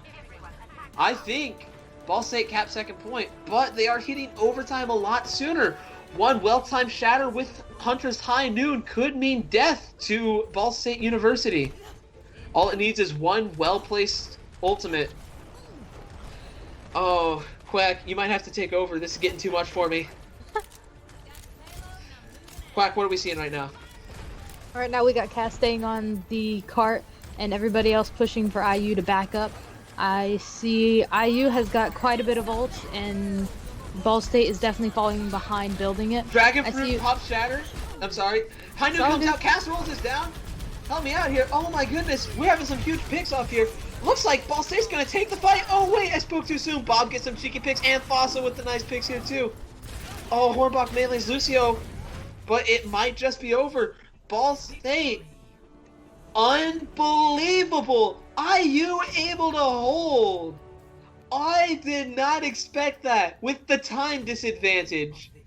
Wow. I am impressed. Good stuff, IU. Good stuff, Ball State. That was the most hotly contested match of the game. Hornbach, top tier tank gameplay right here. Very good stuff. I'm very impressed with Hornbach and how Hornbach has been playing. Now Ball State will have to pick a hybrid map. What are you expecting to see here for the hybrid pick? All the way. Kings Row? Kings Row is a bit of a... I hate to bring it out again, but it is a certified Overwatch classic map. Kings Row is a very good map to play on. Very interesting experience to see. I don't know what to say here, except I'm very excited to see this upcoming match. Kings Row would be cool. I'm also a fan of Nimbani, not gonna lie. Well, it's definitely pretty up there. Looks like Holgo. I don't know which side will be which. Maybe Kings Row from early predictions here. You might get your wish after all. Oh, I know it. Fortunately. All right. Get some pro Kings Row gameplay coming up here.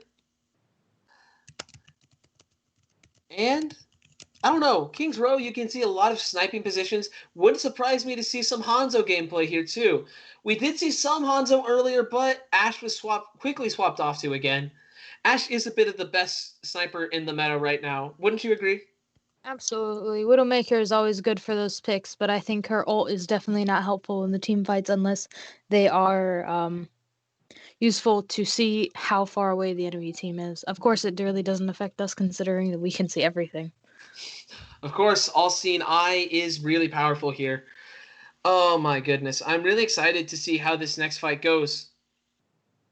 I don't know though.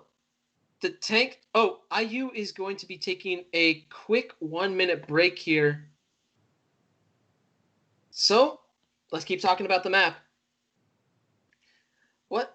So, the Kings Row experiences... I don't know. I've had some interesting holds here. Namely, a 30-minute overtime match. Have you ever had a match go that long, Quack? No, and I'm so happy for it. Oh, that was an interesting day. Xbox map. How do you guys chat? What are we feeling about Kings Row here?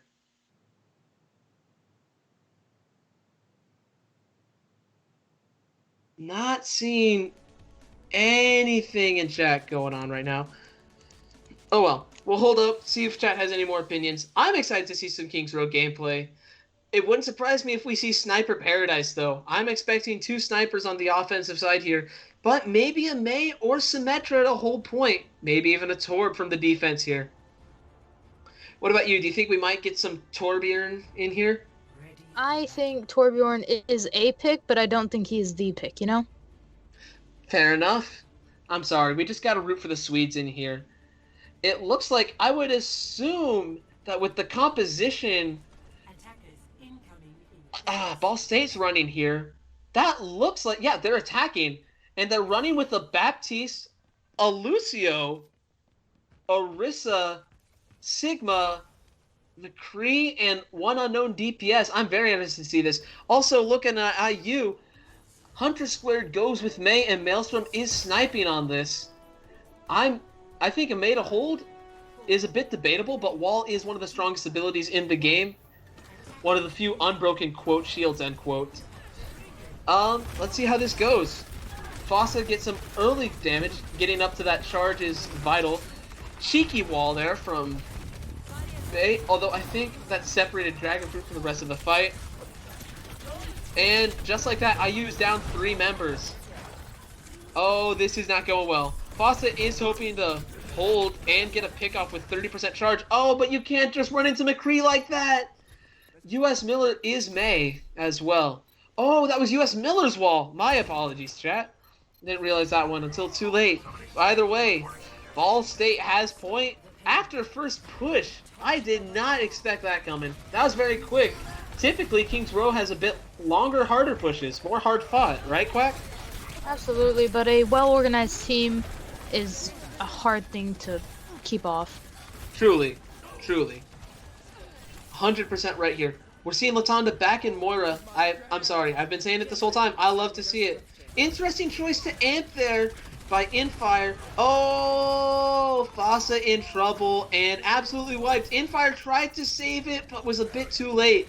Now they're down 2 members, although at least Infire will be able to speed boost back into the fight with Fossa. Maelstrom picked off from US Miller, who headshots. Man, US Miller kind of fresh with it right now. Even has Blizzard to go for this next fight. He can just pop it right here if he wants to, just to further wipe it. Ball State only has 1 person pushing cart, though. It might just take a cheeky Sombra to stop it, though. Maybe even a Reaper flank could solidify the entire thing. Baptiste enjoying his time on point. Oh, he has to start doing stuff. Oh my. Ball State popping some ults. To be fair, they had a few too pop. IU is definitely behind in the fight. Hunter frozen. He's probably out. Oh, but he's still somehow alive. That's very interesting to see. Hornbach able to fortify in time to take some defense. That extra 50 HP might be enough to hold point. Finna gets the pick off onto Fossa, asserting tank dominance yet again. And Nissa Curly Fry is playing massive right now. Top tier gameplay here. Dragonfruit looking to swap here. Hunter goes junk. Might be enough to get May or destroy that wall enough, but with the amount of ultimates Ball State has, it might not be enough. Oh, Sombra almost sniped, but US Miller able to get the pick up onto Hunter Squared. Maelstrom misses the high ground. Might not be enough. Miller gets the hack onto Fossa. That's enough to take him down. And Nissa Curly Fry, dead eyes. Oh, that was absolutely massive. Dragonfruit went Orisa. That's nothing here. Yeah, strong push for Ball State with 5 minutes on the clock. I don't think I've seen that in a hot minute. Quack, 5 minutes on the clock, gaining an extra minute and 1 second. Ball State just had one of the strongest pushes I've ever seen. Absolutely. Or IU's defense was just crumbling here. What side are you taking here? I think you know what side I'm taking here. I'm just saying, I think IU just needs to readjust is all. They weren't prepared for that fight and ended up losing because of it. And because of just the sheer ultimates and the swaps they had to make, DPS changed 3 separate times that match. It was very upsetting to see. I think communication is definitely going to be key, keeping Ball State off the payload, or even just the point. So I think with fewer swaps and maybe more communication on who they're targeting as a team, because if you've got a couple people targeting you, it's pretty easy to escape. But if you have 6 people trying to kill you, then you're pretty much done for. That is true. We did see some pro walls from US Miller. Hunter Square goes with Genji here. And Maelstrom on the Tracer? Very much a heavy dive comp. Dragonfruit running Diva. Maybe this is a bit of a joke last stand, but honestly, it feels like they're trying to take a heavy serious dive approach after just playing a hardcore May. I don't know Oh, but they are playing a bit aggressive up front. They could get a pickoff onto the Orisa. Oh, maybe not. Nope, they're able to back up out of that fight quickly. Nissa is able to build up 10% ult charge just like that. Sigma trying to throw some stuff out here. Finna's being a very good tank right about now. Fossa is able to dive onto HP to make certain he's instantly. Oh, but Fossa gets absolutely destroyed by Hornbach. Hunter Squared out of it as well, and Dragon Fruit out of mech. Latanda is holding right click. Very good Moira gameplay. Oh, and is able to just barely escape US Miller's wall. Wow. This is not going well for IU. I think Ball State made a very good map choice. What do you think here? Ball State, as far as I know from only playing with them for a little, they love their King's Row, and it is infuriating. As someone who is a Hoosier right now, I can tell you this is very saddening to see. But Hunter Squared hoping to get some charge with the Genji, but US Miller 90% on ult wouldn't surprise me. Ninja Curly Fry down though. Maelstrom hoping to get a pick off onto May. Oh, but Lamp coming out from BAP here. Orisa also throwing down her ultimate. This might be enough to push IU back a bit and at least get their fight down. Oh, wait! Infire out and Maelstrom down too. IU only has 2.5 minutes. Was that Nano? No. There was Frozen Diva. I was very confused for a second there. Anyways, US Miller is just taking these people to town. I don't think Dive's going to work against US Miller. His Mei is just simply too strong. You can see Maelstrom right now swapping off to Hanzo. While Ashe might be preferred, I think he's trying to get a pick off on the Mei. Hanzo is higher damage. Not to mention, with the Dragons, he can probably get point with it too. I don't know, do you think Ashe would have been the better call here for Maelstrom?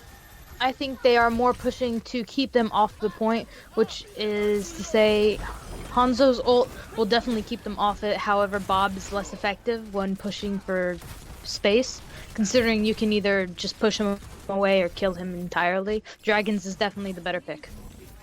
I like how you're viewing this. Fossa is down for the count. This is some cheeky team fight here. IU does have some map control, but it might not be enough to hold. Also, Nissa Curly Fry is Reaper now. I think that could mean the difference, especially for a diving Winston and Diva. Two highly mobile tanks that Reaper can just shred alive. Hulko beats. I don't know how I feel about that. It is able to get Hunter Squared. I don't know how I feel about timing beat with Blizzard, but I guess when you have ultimates to throw out like Ball State, it doesn't really matter. Maelstrom is able to take out Immortality Field, but it might not be enough. Maelstrom hoping to get out of the fight, and he gets to trade with May. That might be worth. Hornback is able to take out Infire. How do you think this is going to go? Do you think we might get a cap from IU here?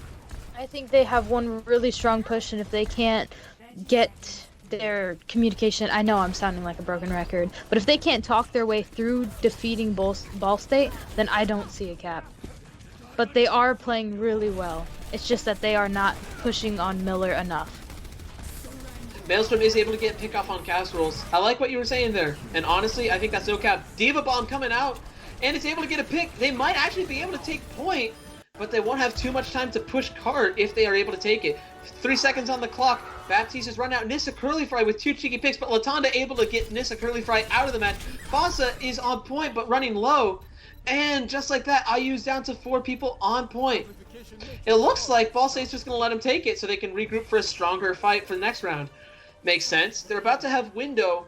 I think Window is a very underrated ability, especially since most of our viewers haven't seen gameplay with BAP yet. We have yet to see the full potential of Window for this map.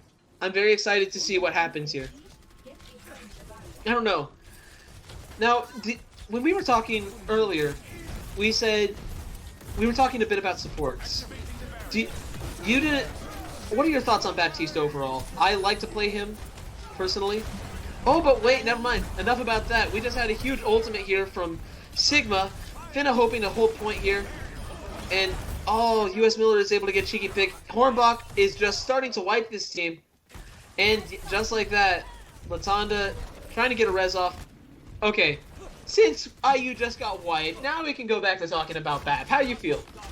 I think BAP is definitely a good pick for his healing and his damage. It sucks that his healing like little bomb thing doesn't affect him because I've had many matches where I am being pushed and I don't have that last ability. But I think BAP is definitely a good pick against IU's comp right now. I think his ult timed with any of the damage is extremely good. Admittedly, Nissa Curlyfry will be unable to get much to work here, but Dragons are coming out here.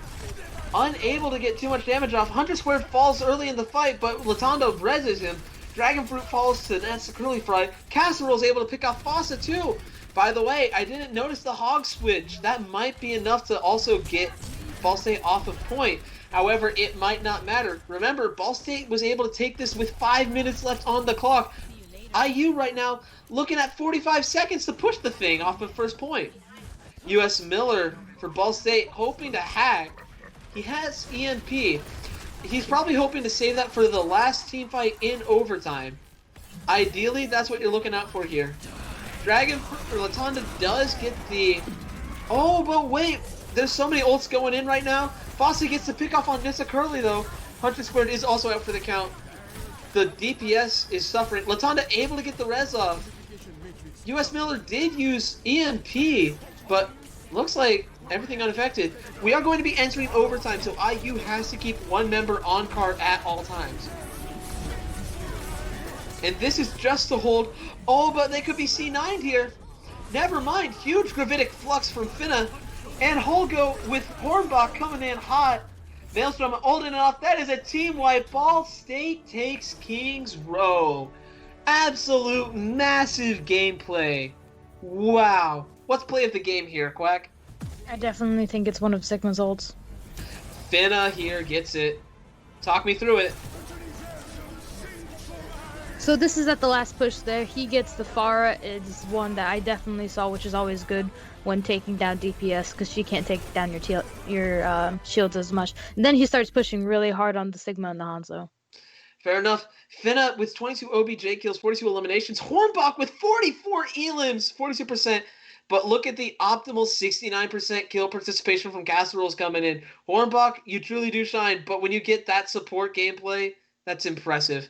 Everyone in chat appreciating how nice that was. Even in defeat, there are victories we can all appreciate. Oh, Quack. What an interesting match. That was the closest we've had in this series. 2-1. And I'm going to check here. Do we know how the other match went? Butler won 3-2 on Kings Row. So Butler Wow. won 2-1 against Bethel as well. Very interesting here. I'm very excited to see our next matchup. We are going to be seeing Purdue for the first time on stream, which might surprise a fellow Hoosier to hear. But I'm very excited to see some Purdue gameplay on stream too. Purdue v. Bethel coming up in a few hot minutes. Stay with us. We will be back right after the break. Quack, you excited for this? Absolutely. So far, the matches have been extremely thrilling, and I can't wait to see more. I absolutely cannot wait as well. I'm really excited to see what's coming off here. And Ball State, I'm proud of you. I have a lot of good friends going there. But to all my Hoosiers back at home, cannot hand you a dub or present it this time. We had a strong win in the beginning. Hopefully, after the bye round for us, we'll be coming back strong in round 4. Next up, we're seeing Purdue v. Bethel. I'm Wilson Avila. This is Quack. And we're signing off. See you in the next one.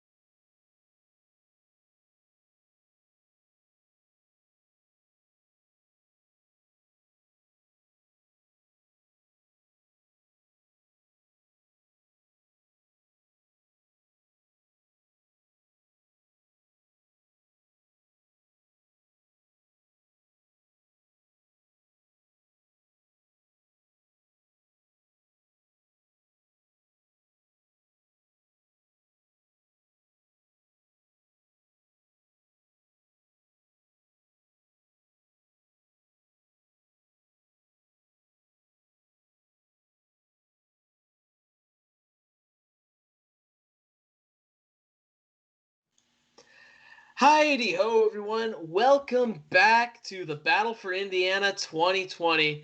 I'm Wilson Avila. Quack is here Hello. right beside me. Oh, dear. And we're already hopping in. Let's hop and talk about these rosters for a sec here. Purdue v. Bethel. Let's see. On Purdue's side, we've got Thick, Kenna, Golex, Illusion, Maestration, and the Bush Spy. Oh, wow. Wait, we're already mid-match here. And on Bethel's side, we have Ally, Space Marine, Red Ninja, Zackle, Azrain, and Relentless. We're hopping in right to the fight. And Zackle eliminated. Kenna's able to get a pick off on Red Ninja, too. Relentless down for the count as well. Space Marine taking some heavy damage. Ally almost out. And, yep, Purdue getting some heavy wipes here. Man, Purdue is going in hot. They are not letting up on this team. Quack, how do you think this is going to play out? I think right now both teams are playing aggressive, but I feel like Purdue is playing even more so than Bethel.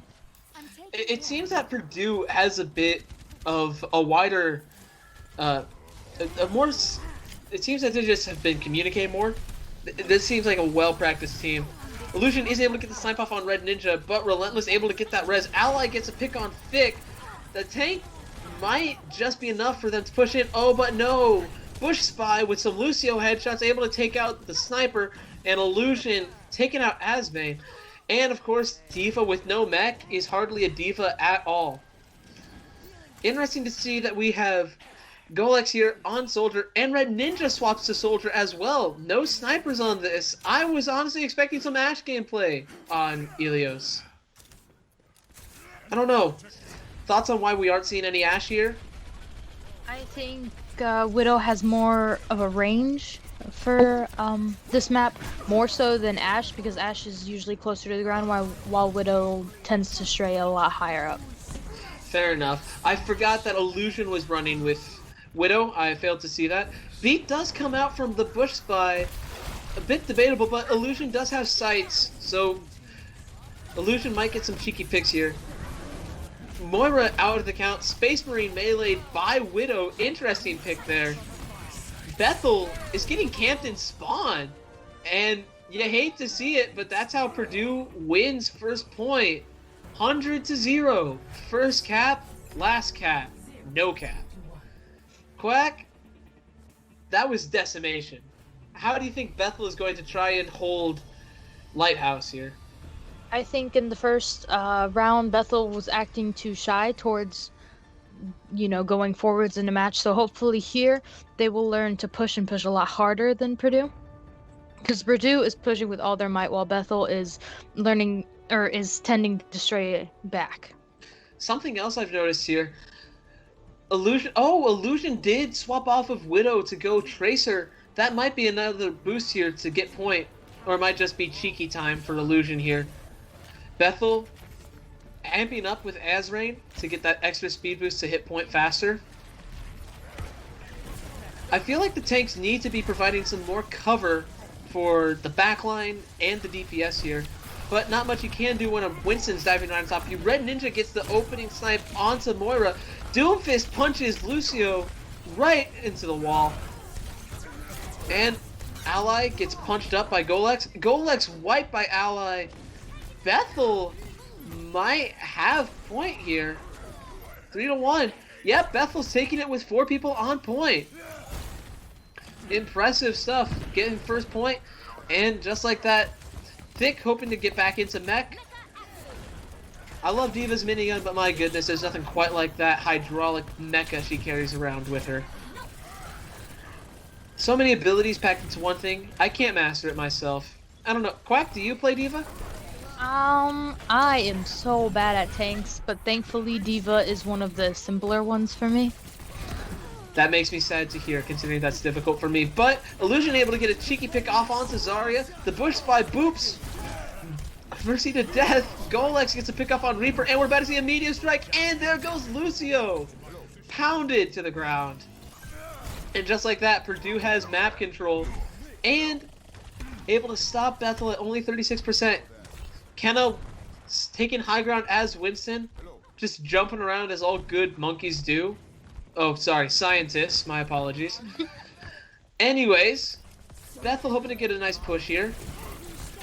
And they're on point, all three of them. They might back cap. Oh my goodness, what a huge back cap. Able to stop Purdue from even getting 20%. And just like that, they have it back. They might not win the team fight, but they will at least be getting 10% from that solid push. Golex gets a pick off on Azrain, Bush Spy boops ally off, and Kenna primals off Rhine, and just like that, Purdue has it back. But Bethel able to get a cheeky cap to 55%. That might be enough for them to get the point. What do you think here, Quack? I think they used Grav in a creative way for that, but without having Grav, they can't have a back cap such as that. I didn't catch the Grav play. Can you talk me through what just happened with that? I'm pretty sure Ally, she grabbed right in front of point, so barely on it, barely off of it, but it was enough to get all of them off point long enough for them to cap most of it, and then they just kept pushing them back for most of it, for the rest of it. That is ingenious. Illusion popping off, though, gets 3 quick kills off onto the DPS and the support. Purdue does have more control of point than Bethel right now. Relentless swapping off to Moira, and we're going to see some BAP gameplay here, too. I'm very excited to see some BAP being played here. But Illusion is about to have Pulse Bomb, which can devastate an enemy push. And Thick, of course, holding on to Diva Bomb. I don't think Diva Bomb's been pulled already. Diva Bomb's been pulled this game. Illusion might be trying to stick. Yep, there it is onto the Rhine. And it gets the Immortality Field. Golex is able to get baptized. Sacco popping, gets the pick onto Lucio. Ally gets Tracer, but Golex and Kenna get 2 very big picks. 3, never mind. Kenna just going ham right now with Winston. And Thick dives right onto Red Ninja. Golex so proud of his team's push, he commits off the map. This might not be enough for Bethel. And just like that, with the emoting monkey, Purdue wins first map. Ilios. I'm very excited we didn't get to see some well gameplay, but Purdue just said no. We're taking this and we're winning this right here, right now. Maceration gets the Moira play of the game here. This is our second Moira play of the game. I'm honestly a bit surprised to see it, especially with that pro Lucio boop there. Yeah. Well, if that's what it takes to get play of the game, Blizzard, please fix. Anyways, Azrain is able to get 23% of heals done with 6.5k there. Look at the Bush Spy with that. And Kenna with the longest kill streak, not because of how many kills they were able to get, but solely because they were able to stay alive. Winston is able to get some nice fat damage off, and it's not the most, but it can go through shields, and with that beam damage, that might just be exactly what you need. I don't know. It looks like Purdue was very strong with the 3 cards there at the end. Quack, next match, I'm feeling a Purdue win here. What do you think Bethel can do to counter that? I think if Bethel can take down their defenses, because right now it seems Purdue is definitely aggressive, but they are also extremely good at staying on point and keeping others off of point. So if they can somehow get behind them in a way with flankers like Reaper, or even that Tracer was a really good pick. If they can ensure that they don't have as much of a solid defense, I think they can definitely take it. Interesting that you mentioned control here, because we are playing Escort. Very heavy control needed for this. Wouldn't surprise me if we see Orisa yet again. We haven't seen too much gameplay of her. In fact, we only saw her on King's Row Hybrid, which was honestly shocking then, but I can't expect to see her on Escort here. We are still waiting for map pick, though. Let's see. So far on our stream, we've seen Junkertown. We've seen Havana. What do you think the next pick will be?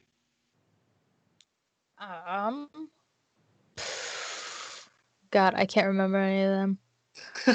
Gibraltar is also really good. Gibraltar is a fun map. I can't believe I forgot about Gibraltar. Thank you for bringing that to memory. That's wow. It's on the screen. It's such a good map. It looks like it could be Watch Point Gibraltar. We could get that gameplay in. I will say Purdue did get a victory earlier on Havana. In match 1, they were able to sweep enemy team. I can't remember who it was. I think it was Ball State. Yes, it was Ball State. They were swept Ball State on Havana. So maybe they go for it again. Possibly. I'm not too certain what to see here. Also, I am seeing a lot of boiler ups going in the chat. Hey, one day we will be equals.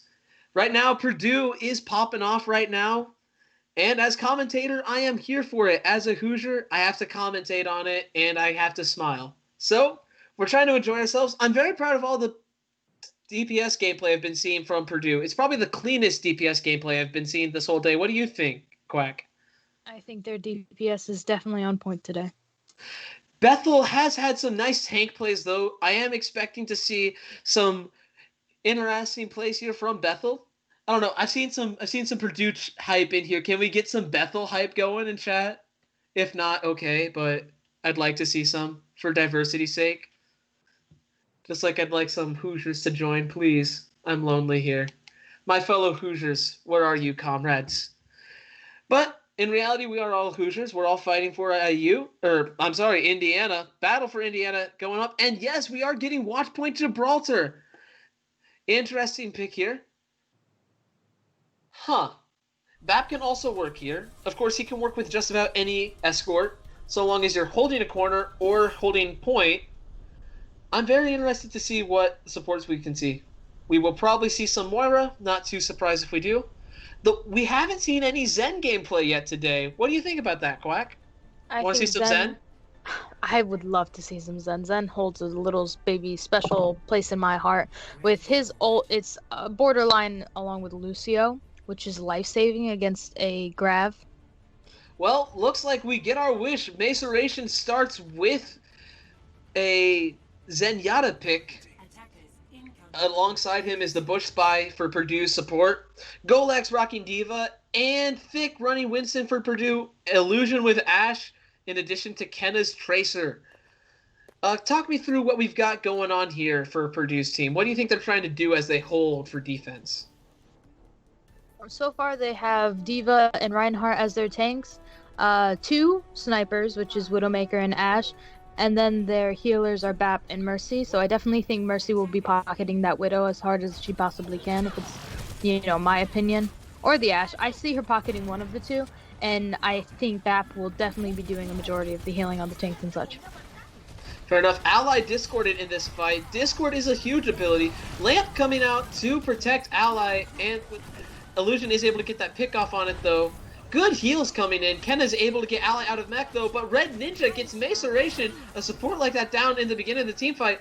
Purdue has some nice picks here. Wow, my apologies. Purdue has some really nice picks. Relentless is able to get the res off onto Zackle. Relentless might be in a bit of trouble here, but hoping to get behind Reinhardt. Zackle is on fire, but that close to spawn, you can just hop back in. Thick melees Baptiste down. And just like that, Azrain is back in spawn. The Bush Spy is about to hit Valk. Oh, well-timed dynamite by Zackle there. Zackle is hoping to get some nice cheeky picks here. At the very least, it gets Bob in, and Bob can be exactly what you need to get past point, but Thick gets a quick elim here. Golex is able to wipe off that immortality field, and Thick also providing Valkyrie here. That's just enough to wipe them in spawn. Oh my goodness, chat. This is not going well for Bethel. However, Bethel does have 3 ults of their own right now in this fight. Oh, but Illusion puts Bob down, and it looks like this is going to be a solid hold here from Purdue. However, anything can happen in 2 minutes. Might have been a bit quick on the Bob, but regardless, we'll see how this goes. Maceration is holding on to Trance here. Quack, tell me more about Trance. We have yet to see Trance in this fight. We've seen beats being dropped. You say it's better than beat. When and where should this Trance be used? Trans is an AoE effect, which is beautiful, and he heals for whatever damage they can take while in their field of healing. However, Trans can be completely useless if the enemy has an Ana. One grenade and Trans is basically nothing. We have yet to see an Ana being pulled out here, so... Oh, there comes the D.Va bomb. That might... And it's enough to get D.Va out of mech, but that might not be enough of an elim to make a solid push here with Bethel. Zackle could be putting Bob down, though. Purdue is making good use of the high ground. But Zackle was able to get some nice burn off of that. If they're all up there, Dynamite will find you and burn you. Ally is still out of mech. Illusion gets a pick off onto Red Ninja. Thick, Zackle. Zackle gets a bob off in time to take care of Thick, but Illusion and Kenna pick off... Oh, wow. This is not going well for Bethel. Unable to get into tunnel for Gibraltar. This is mighty unfortunate. And Purdue is just holding on. Purdue only has one ult for this next fight. So maybe if Bethel's able to time everything. Yep, here comes D.Va Bomb coming out. And Valkyrie is being popped as well. And Space Marine France and Red Ninja decides to pop ults here. It's able to get Maceration down. Kenna gets a pick on Azrain though. Oh no, and Relentless is able to res on that. Kenna gets Red Ninja. Kenna's with... Oh, Golex in his highs. Wow. Those are coming in aggressive. Red Ninja is still out of the fight. Kenna is able to come back in. Maybe Kenna will be able to rush point and be back in time for Soldier. Red Ninja hoping to build back up to Bob. Space Marine plays his Shatter. Oh my goodness, Winston is just keeping him back there with Primal. Golex able to get an elim onto Mercy. Zackle down too. Red Ninja gets a pick on Kenna. Azrain down. And just like that, it's only Ally and Red Ninja for Bethel. Oh no, and just like that, unable to cap point one, only getting 60.3 meters down, Bethel is going to have to hold Purdue for a long time. 4 minutes given to Purdue here. Quack, I said it before, I'm going to say it again. Purdue's DPS is just too strong. They have been playing a ridiculously clean game. The DPS difference is present. I think the game's already won. What do you think? As I've said before, Purdue's defense is just completely unbreakable. Their DPS is keeping everybody off their backs while their tanks are completely just swinging everything. Of course, healers do get their own little baby say because they are keeping everybody alive. You got to keep up for those healers, and if you take them off, then you are done. Support hype in chat! But yes, DPS is vital, and I think once the DPS difference is present, it's almost game over. However, it looks like Bethel gets the DPS hog up in this. We like this. We like tanks. We like off-meta tanks. Ally comes in as D.Va. Admittedly, we've been seeing a lot of D.Va gameplay. I'm not certain how I feel about it, but I'm very excited to see how it goes. Red Ninja on the Ashe. Zackle as Genji. Azrain as Ana. Relentless as Mercy. However, we see Illusion's Widow back at it again. Thick playing Tracer. Kenna on Ana. Maceration on D.Va. The Bush Spy playing Mercy. Illusion weak, but Mercy quick with the heals. Thick is running half too. Maceration hoping to get some stuff in. Hoping to get some damage done. Dealt. Illusion down for the count. Thick, good pick. Zackle and Red Ninja, two very good picks. Maceration out of mech. Bush Spy able to res Illusion. But Bethel might actually have a good hold here. Oh, but wait. Point is getting pushed. Zackle is trying to prevent that from happening. All it takes is one good team fight in Purdue's favor, and it's game over. Mech is back for Maceration. Illusion gets two solid picks onto the Mercy and the Ana. Golex able to pick off Ana. This is not going well for Bethel. They are going to have to rush back. Wouldn't surprise me if you see Hog swapping off to Ball here. Ally in Baby D.Va. And she is down for the... Oh, wait. She's still surviving with 1 HP, but it doesn't matter. Purdue takes it all the way. Wow. It's not much of a distance, but how they got there was impressive. It's very impressive to get a hold on Gibraltar like that. A bit of a surprise here. I wasn't expecting Illusion to get play of the game. I was expecting maybe a tank play, but oh, with headshots like that, who can argue? Huge dinks. Like I said, it's just Purdue holding them back in spawn. If you can't exit, you're not doing too much of anything. And look at that, we like the offensive Mercy with a 43% kill participation. And oh dear. These people are very proud of the game they just fought. Bethel takes an L to Purdue, who wins 2-0, taking 1-0 on Gibraltar and 2 maps on Ilios. Quack, those were some very quick games. I'm honestly a bit tired from that. It was a lot to keep up with in such a short period of time. How are you? Do we need a I do we need a caster's nap going on here? I think compared to my role in all of this, I'm pretty small. You're doing really well with the play-by-plays, and I Aw, honestly don't know how you do it. I appreciate that, but I'm very glad of what we're able to do here on stream. I'm very appreciative of this. By the way, we're rather inexperienced at this. I don't know. This is my first time. Quack, you said you've done this before, right? Nope, this is my first time as well. Could have fooled me. Well, I'm very happy that this is going down. Battle for Indiana is still going on. Purdue has had a very strong opening. They ended up winning the Rocket League tournament last night, in addition to the Valorant tournament. I was able to catch some of the Valorant gameplay. My buddies were watching in the room right next to me. They were very impressive, I'm not going to lie. Ball State also had some good plays as well, give you some hometown rep. But Purdue had an unstoppable force with Valorant. I'm not going to lie. So maybe this is just a thing we can see. League of Legends might be different, but it looks like Purdue is hoping to continue their winning streak here in Overwatch. We've seen every team play. We're about to watch. Let's see, who do we have up here? Butler and Purdue. Our very first matchup was Indiana versus Butler, and IU wiped them 2-0. How do you think it's going to go for Butler here, going up against the strongest team we've seen so far? At least in my opinion. I think Purdue has got their stuff together, and if they can keep it up, then they can wipe any other team. As much as Fair. it pains me to say. Oh dear. You sound very upset by this and distraught. Well, fortunately for you, we have a few minutes to wait until then. Love you all. Chat, keep being awesome. I hope to see you in the next match. Until then, we're going to be taking a short break. That way I can catch up on some of this water stuff. It really keeps the throat nimble. Until then, chat, we'll see you soon.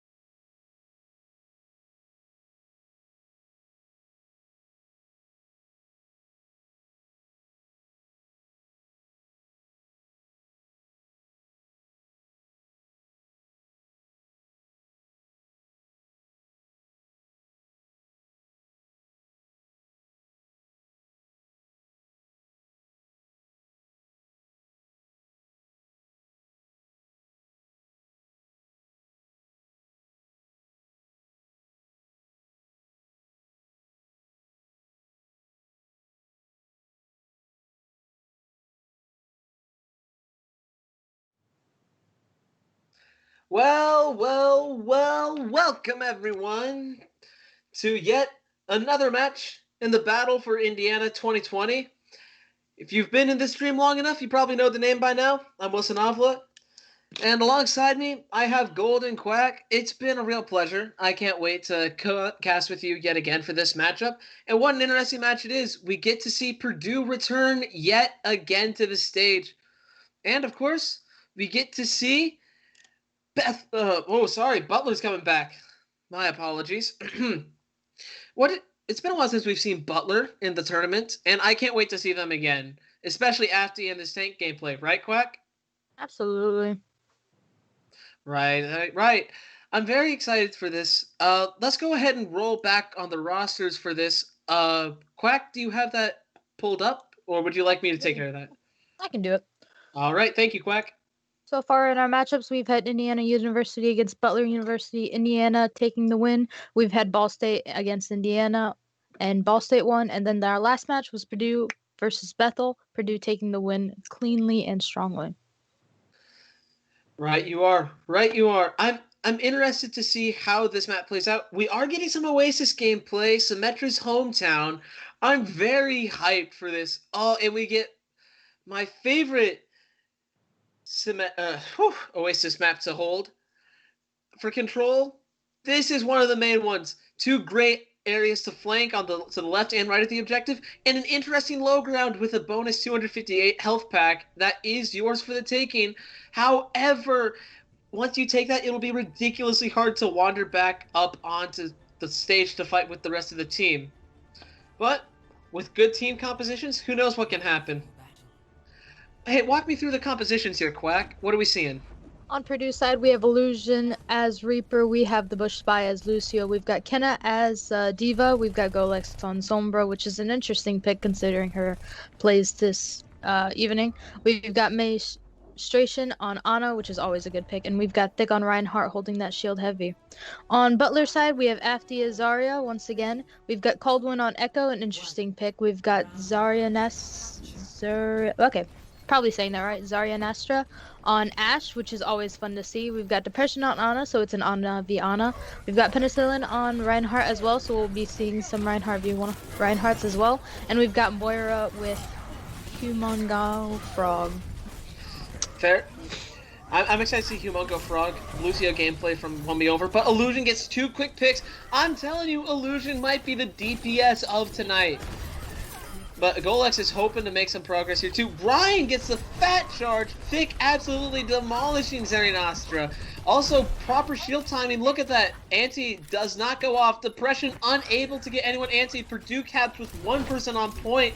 And just like that, Purdue has control of point with 1%. Unfortunate to see Afti is antied on that, but Afti back up to full. Thick has a solid 85% on charge. An early shatter here could be a really nice team, and there it is with the Maywall in conjunction. Those are some very nice picks to capitalize on. Yes, Thick and Illusion absolutely demolished that front line. Next team fight, looking heavily in favor of Purdue. They're going to go ahead and hold spawn. Why not? Oh, and there's the high from Thick. Real aggressive with it. Man, Purdue just wants to display their pure aggression, and it's working. Penicillin already wiped down into the shield. Shield out! You hate to have no shield as Reinhardt. And just like that, Thick, predicted! Oh my goodness, what a charge into it! Oh, what do you think about that? That was pretty Omega IQ, right, Quack? Reinhardt charges are always difficult to get, but that one was definitely one of the most beautiful ones I've seen. That was ridiculously well signed. Kudos to Purdue for that one. A grab coming out. And just like that, no picks in this team fight. Diva bomb getting thrown out. So many ults. Oh, Kenna with the huge bomb. Getting that 4K. And just like that, there is no doubt in my mind's eye what play of the game is going to be. And Canestra just hoping to get some extra ult charge before getting sent back to spawn with disgrace. Nothing too massive here. 80%. This is going to be the last push from Butler. They're going to have to make this count. Thick plays really aggressive. has Shatter, might as well play aggressive with it. Gets slapped by the Ana. That might be enough. Illusion gets a nice pick. Depression down and to Shatter Sombra for the end. 98, 99. Just like that, it's overtime. We have a backcapper. Reaper messing things up. And just like that, we have a Reaper. Oh, that's unfortunate to see. Penicillin did get the pick up on the Bush Spy, but that doesn't matter.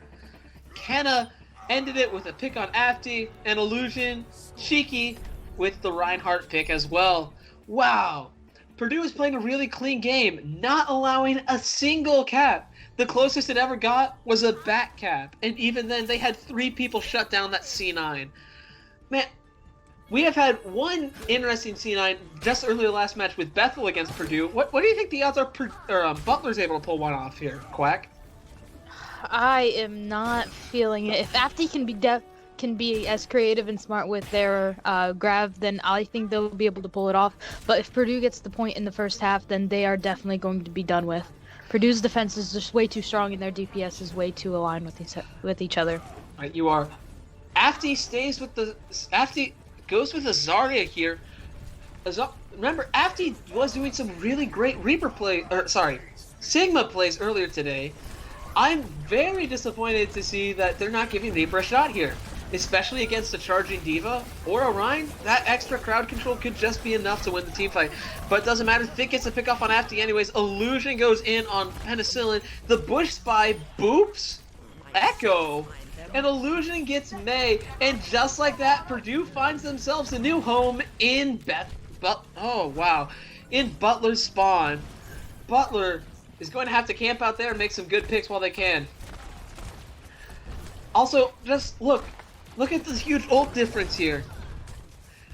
May's duration is the closest to an ult with 79%. The closest one is May at 66. Zerinestra is close to getting it, but it looks like May's duration will get it first, and that ult fight is absolutely massive.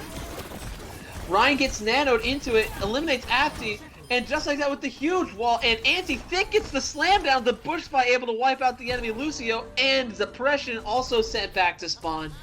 Wow. Purdue is not having it today. But to be fair, 35% on point.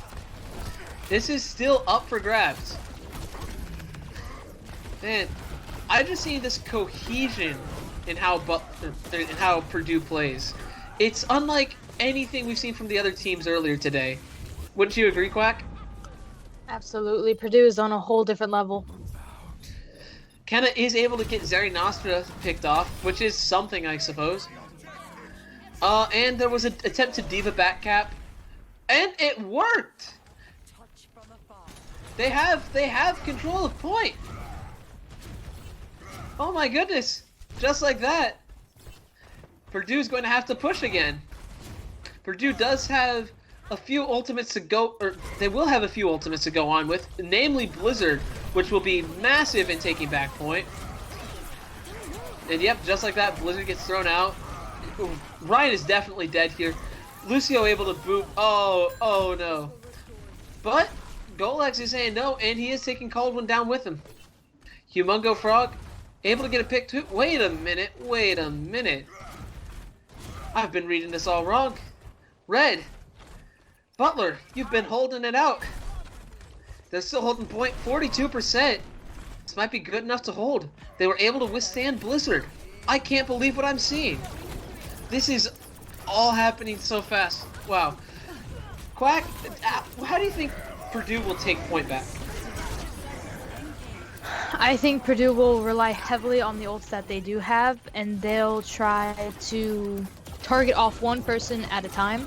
And Thick is extremely aggressive, and it is devastating towards the enemy team. But hopefully Butler can settle down and have just as much defense as Purdue. Golex heard you and said no to that. Golex was popping off with Echo here. Some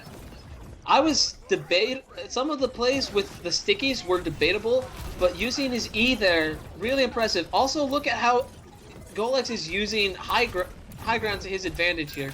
Golex really making the full use of the versatility of Echo's mobility. That is a mouthful to string together. Anyways, Depression charges in with Cole, hoping to get Bethel in there yet again. And after the ult onto the point, Illusion hoping to push him back, and just like that, Kenna gets a pick with Bomb and knocks Junk out of the game. Golek's able to pick off the enemy Echo, but Penicillin able to get Thick out of there, but Penicillin is out. Just like that, 3% for Purdue's victory, and slept on point is Moira. Depression eliminated right off of point. I don't think they can touch, and just like that, Reaper gets ulted for the fun of it. And then, oh wait, yep, that's it. Beyblade Reaper coming out again, and just like that, Purdue takes the first map. No surprise here what Pot G is. It's got to be the Diva Bomb from Kenna. Yep, no surprise here. Huge 4K, although so many good instances just from Purdue. I feel like this shouldn't deserve it because Purdue has displayed so much teamwork and craftsmanship over the course of these two maps. It needs to be discussed more. Other teams should be taking note on what Purdue is doing right here. Quack, what do you think other teams should take away from Purdue's victory? They've built a solid defense, and their DPS is on point and communicating with each other really well. They know who to attack, when to attack, and they are timing their ults and abilities so well that it's almost flawless. Right, you are. Nothing quite stands up like a good team, and Purdue has an excellent team to support them.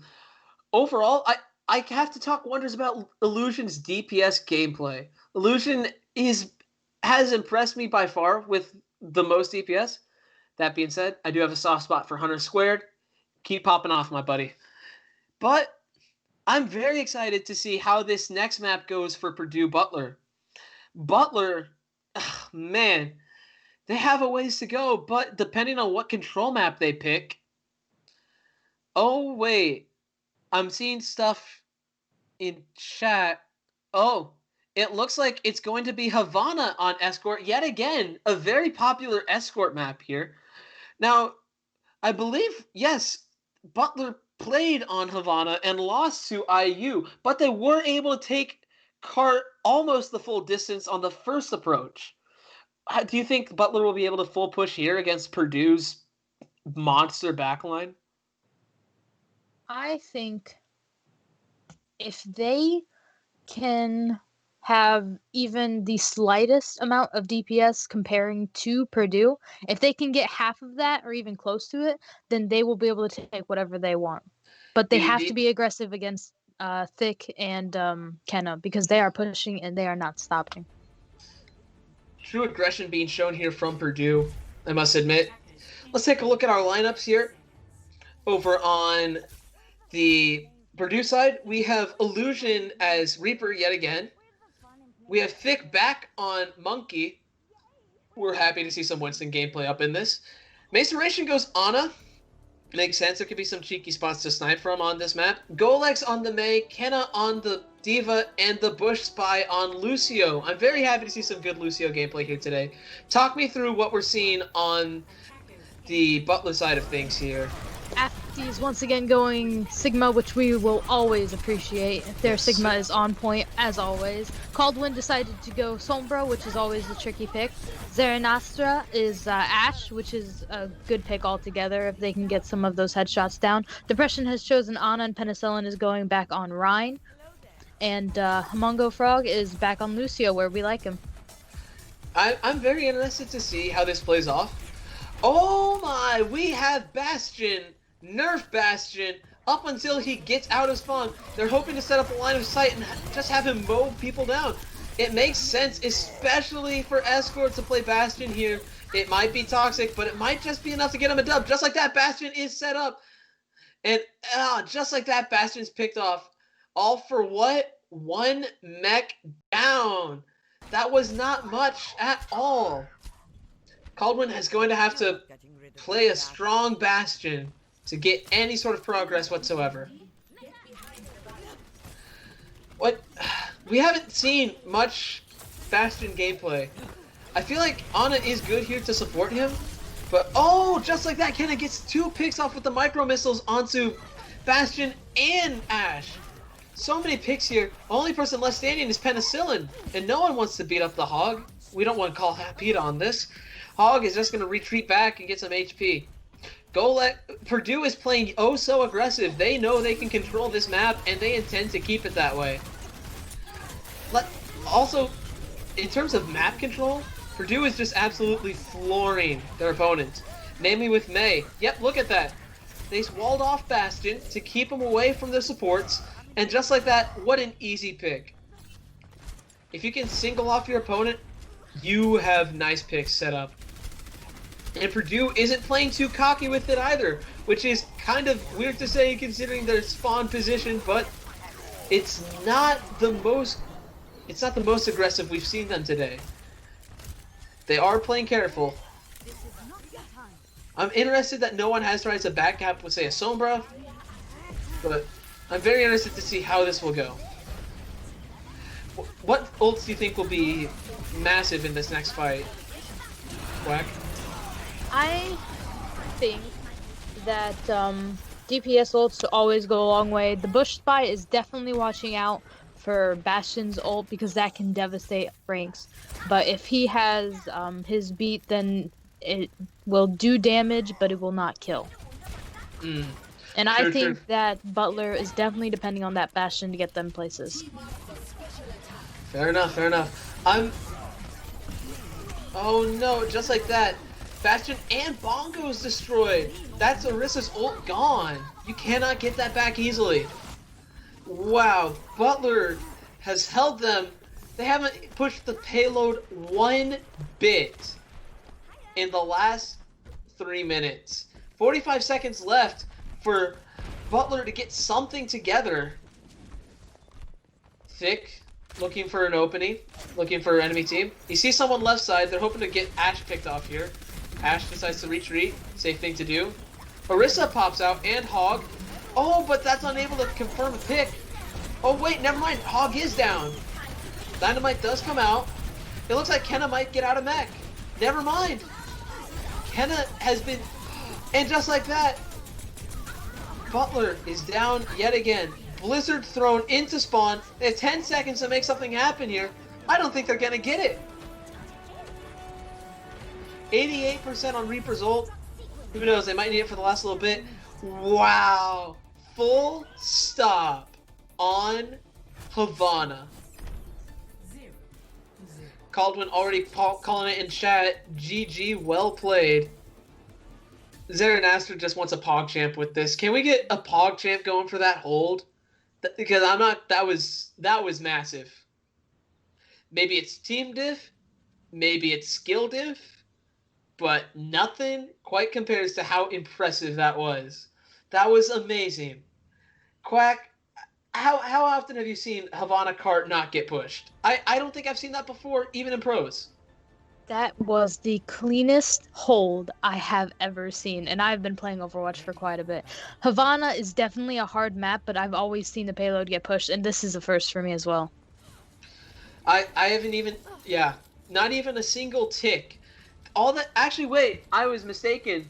In fact, the number is 0.69 meters. All Butler has to do is push 0.7 meters, and that's the victory for them. Wow. This is going to be a very interesting matchup here. I'm astonished at the gameplay we're seeing today. Butler, they're doing good. I can't fault them for anything, but at the exact same time, Purdue just has this massive hold. Also, it looks like we're going to see some Brigitte gameplay. It makes sense if you're just going to brawl on point. Illusion hoping to get a cheeky pick. They're expecting backlines. No, it's full on brawl. And just like that, Ashe is picked off. Yeah, this is going extremely well for Purdue. But they get a pick off on Thick. But Kenna is able to wipe the other tank down. And the point is being contested by an antied Rhine. Yeah, that's the push. GG. Oh my goodness. I hate to see May get play of the game, but give Golex a lot of credit. Pro wall plays. Did he not throw... He threw Blizzard into spawn. I still cannot believe the audacity. This monster has. This absolute beast. Kind of hoping to put out yet again. Yeah, and of course Purdue gets all of those. Kind of gets 86% kill participation. I think it was just the high mobility of Purdue's composition and their team communication that got them that victory. Really sweet stuff there, wouldn't you say? It's painful to even see it happen. But sometimes games are just like that. Games are games. And there's always next game for Butler. They will be playing up against. Actually, they have their bye round next round. We will be going to our last match before finals, where we will be seeing Bethel face off against Ball State University.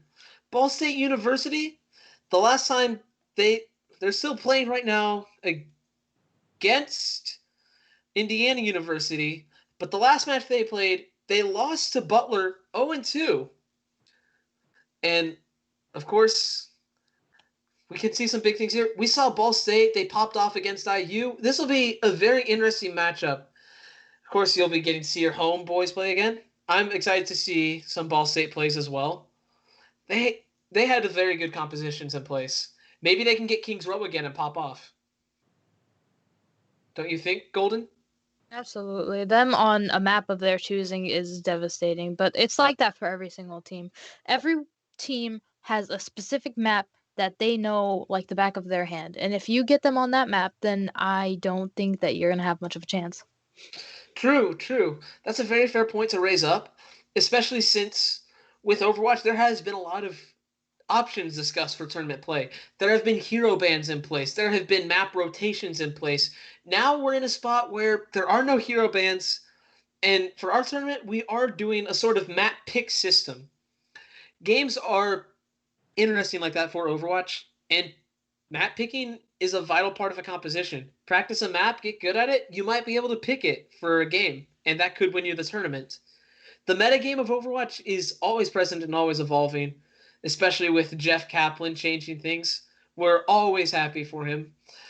But it looks like we have some time to kill before the next match. Again, we're excited to be bringing back to you Bethel University and Ball State University in the final round before finals. And then, well, stick around with us, and you'll get to see the fireworks that happen next. I'm Wilson Offala. This is Golden Quack. We're signing off. See you next match.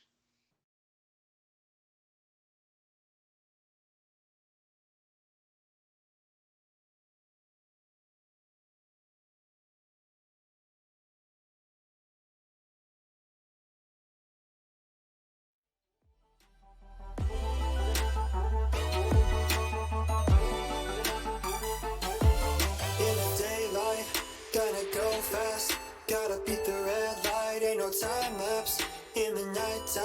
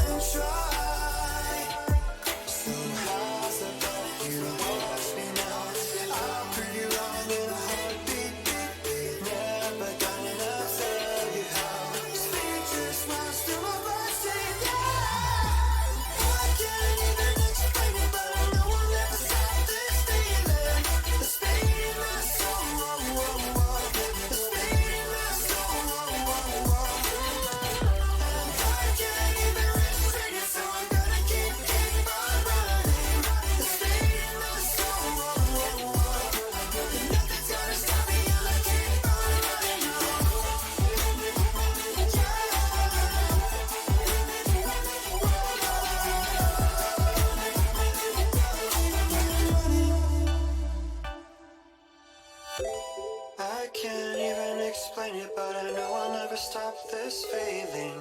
The speed in my soul. The speed in my soul.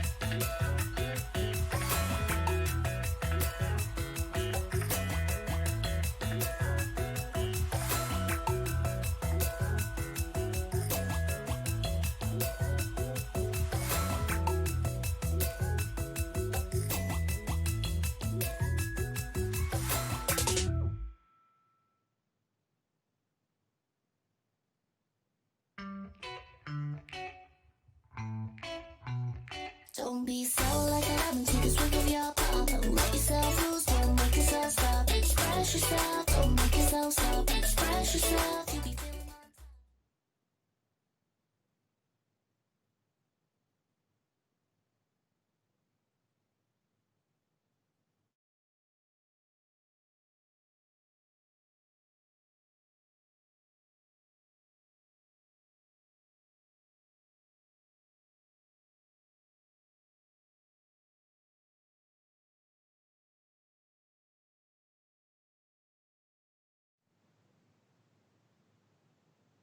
Hello, everyone. Welcome back to the Battle for Indiana 2020. I'm one of your casters, Wilson Avila. At this point, you can refer to me by my IGN, Wilmeister, if that's what you're feeling like. Additionally, as you can see right below me, I'm also Pure Will on Twitter. Now, we're having some issues. Feel free to hold with us here, but we are very excited to bring with you round 5 of today's matchup, Bethel v. Ball State. Yes, truly, we've been having the battle of the bees today, except for IU and Purdue, which kind of have their own thing going on for them. Bethel, Ball State, and Butler have all had some incredible plays today. And we're bringing it to a close with Bethel v. Ball State, while Indiana University faces off against Purdue. My guess, we'll see another Purdue University 2-0 sweep, but we'll see what Indiana University has to fight left in them. Now, our first map will be Nepal no matter what. I'm very excited to see some Lucio gameplay here. Come on, it's Nepal. You've got to bring out the Lucio here. Quack is now joining me.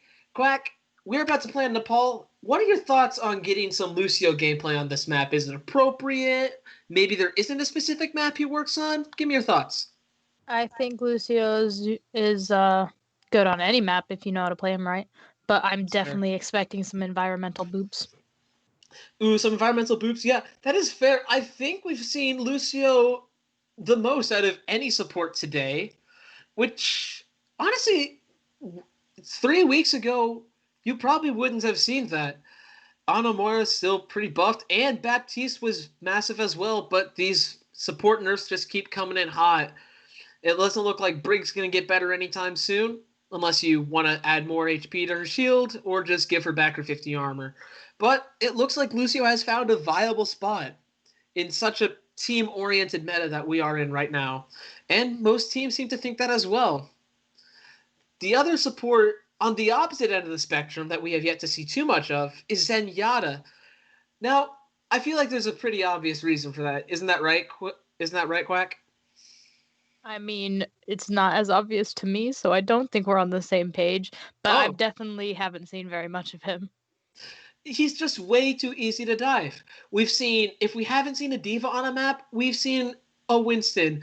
The least aggressive composition we saw was Reinhardt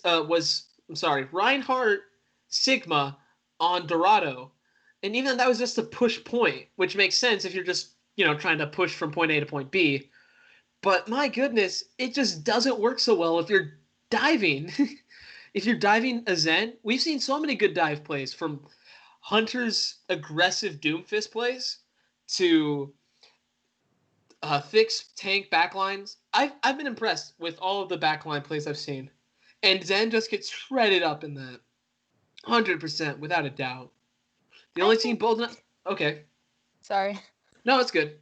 I think every healer is extremely easy to dive on. However, Zen has a much better chance of surviving than, say, Ana.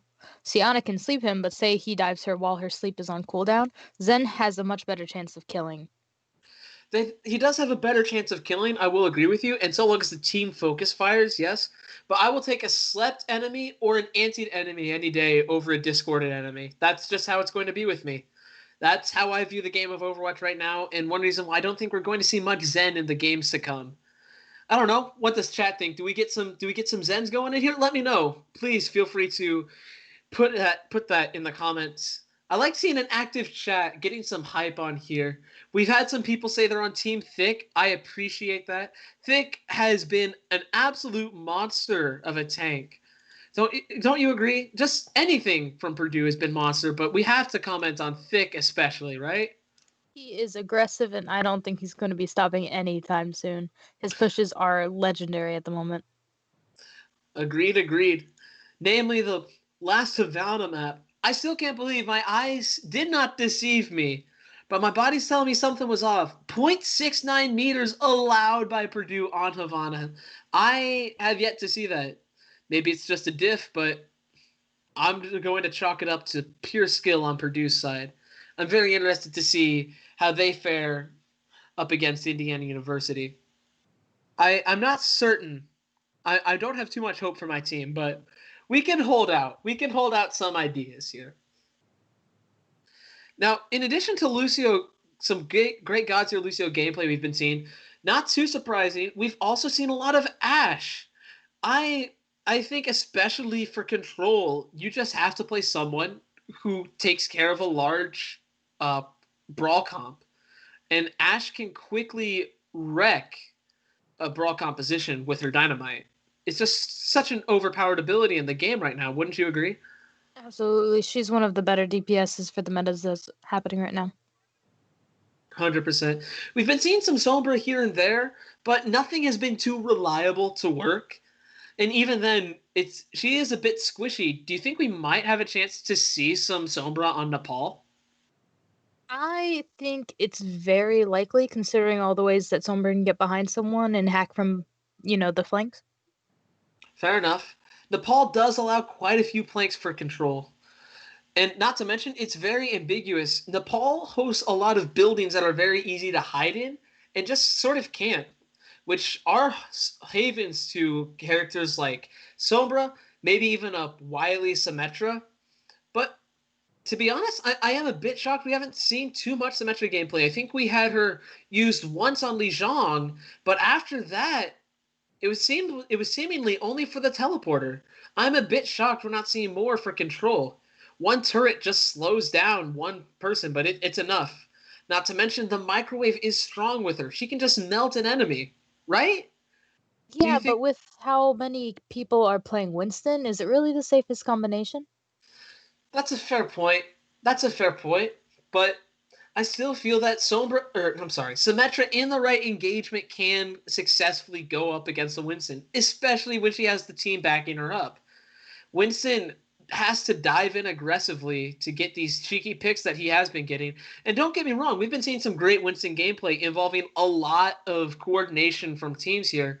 But something's telling me we're not going to get to the point where Winston can 1v1 or even maybe a 2v2 a Symmetra. I don't see it happening. So maybe we see some Symmetra on this map, especially with TP giving that extra speed boost at the beginning. Respawn advantage can be important, so maybe they make full use of that teleporter. And of course, we've been seeing some Reaper gameplay, absolute tank shredder. It wasn't too long ago. Do you remember Goat's meta? Those were fun times. Reaper had 50% on his lifesteal. Now it's back down to a manageable level, but even then it still feels like he has this sustainability in fights that not many other DPS can hold on to. Don't you agree? I love going Reaper into a bunch of tanks. It's like they're juice packs almost. Truly, yeah, they just have this massive amount of HP. And for those that don't know the stats on Reaper, he will get a percent of health back for each damage he deals. It's just his thing. So edgy, he gets better as he gets angrier. It's a very impressive playstyle when in the right hands, and I am honestly a bit shocked to see how well he's being used because he can be countered, but right now he is in a bit of a semi-weak state, but that hasn't stopped teams from trying him. Not to mention he does have an extra 50 HP compared to the other DPS, the vast majority of other DPS. Admittedly, we have seen Hunter run some Doom, but not too much. Maybe that's just his one-trick pony thing, but I'm not going to lie, I kind of miss it. Do you want to see some Doomfist action? Doomfist is always a fun character to go up against. To go up against or to play with? Because those are two very different things. I'm going to say both. Fair enough. Doomfist can be easily countered in this upcoming meta. Wait, I'm just getting word. I think Yeah, I think our IU match, it at least just got reported.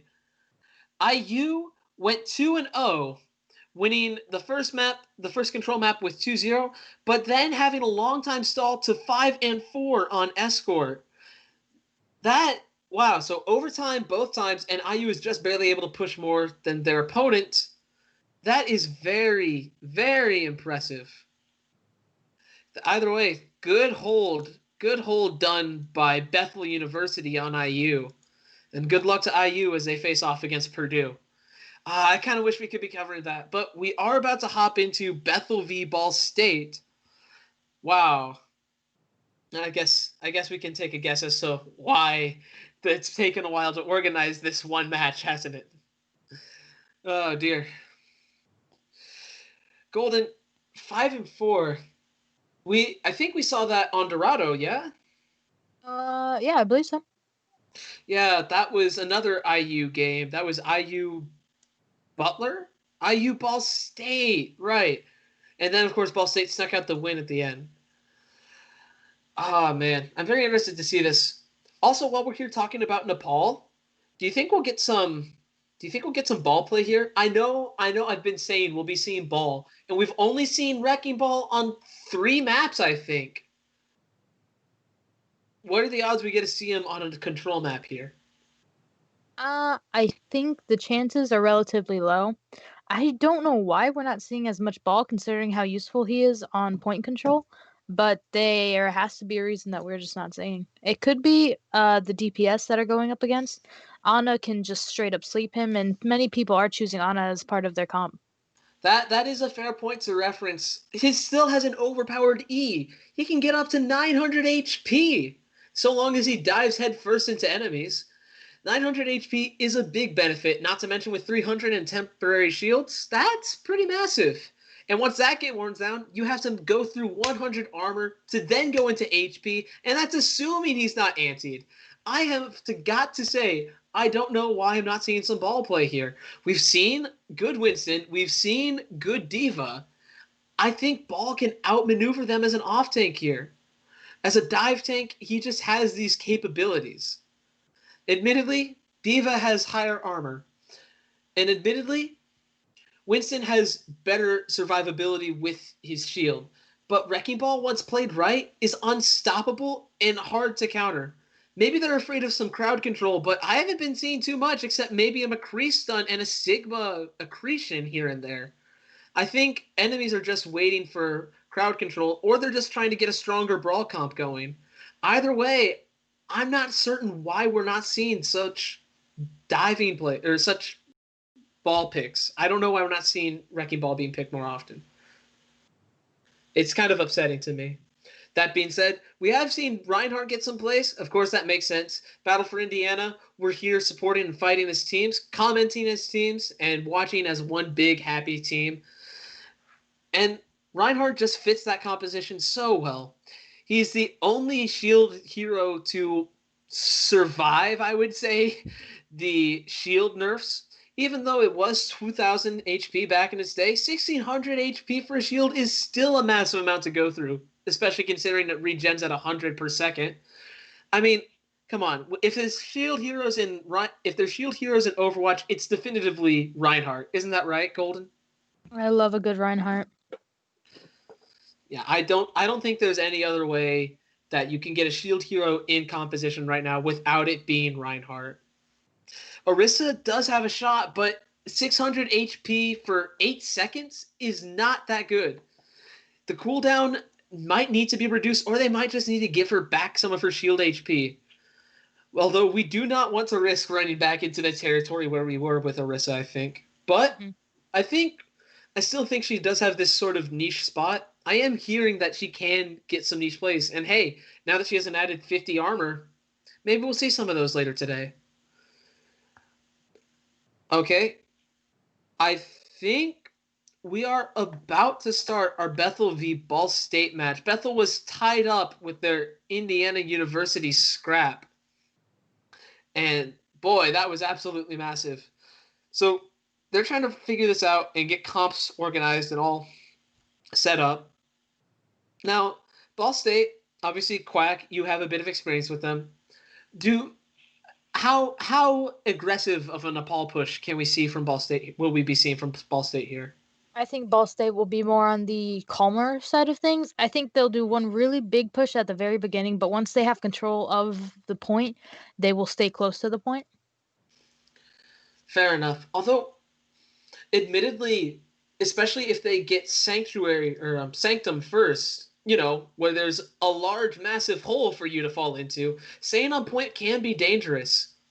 I don't know if I'm ready to see an all-out brawl fight on comp, especially in a time where we do have massive abilities that affect, or massive abilities that move heroes just and completely destroy them.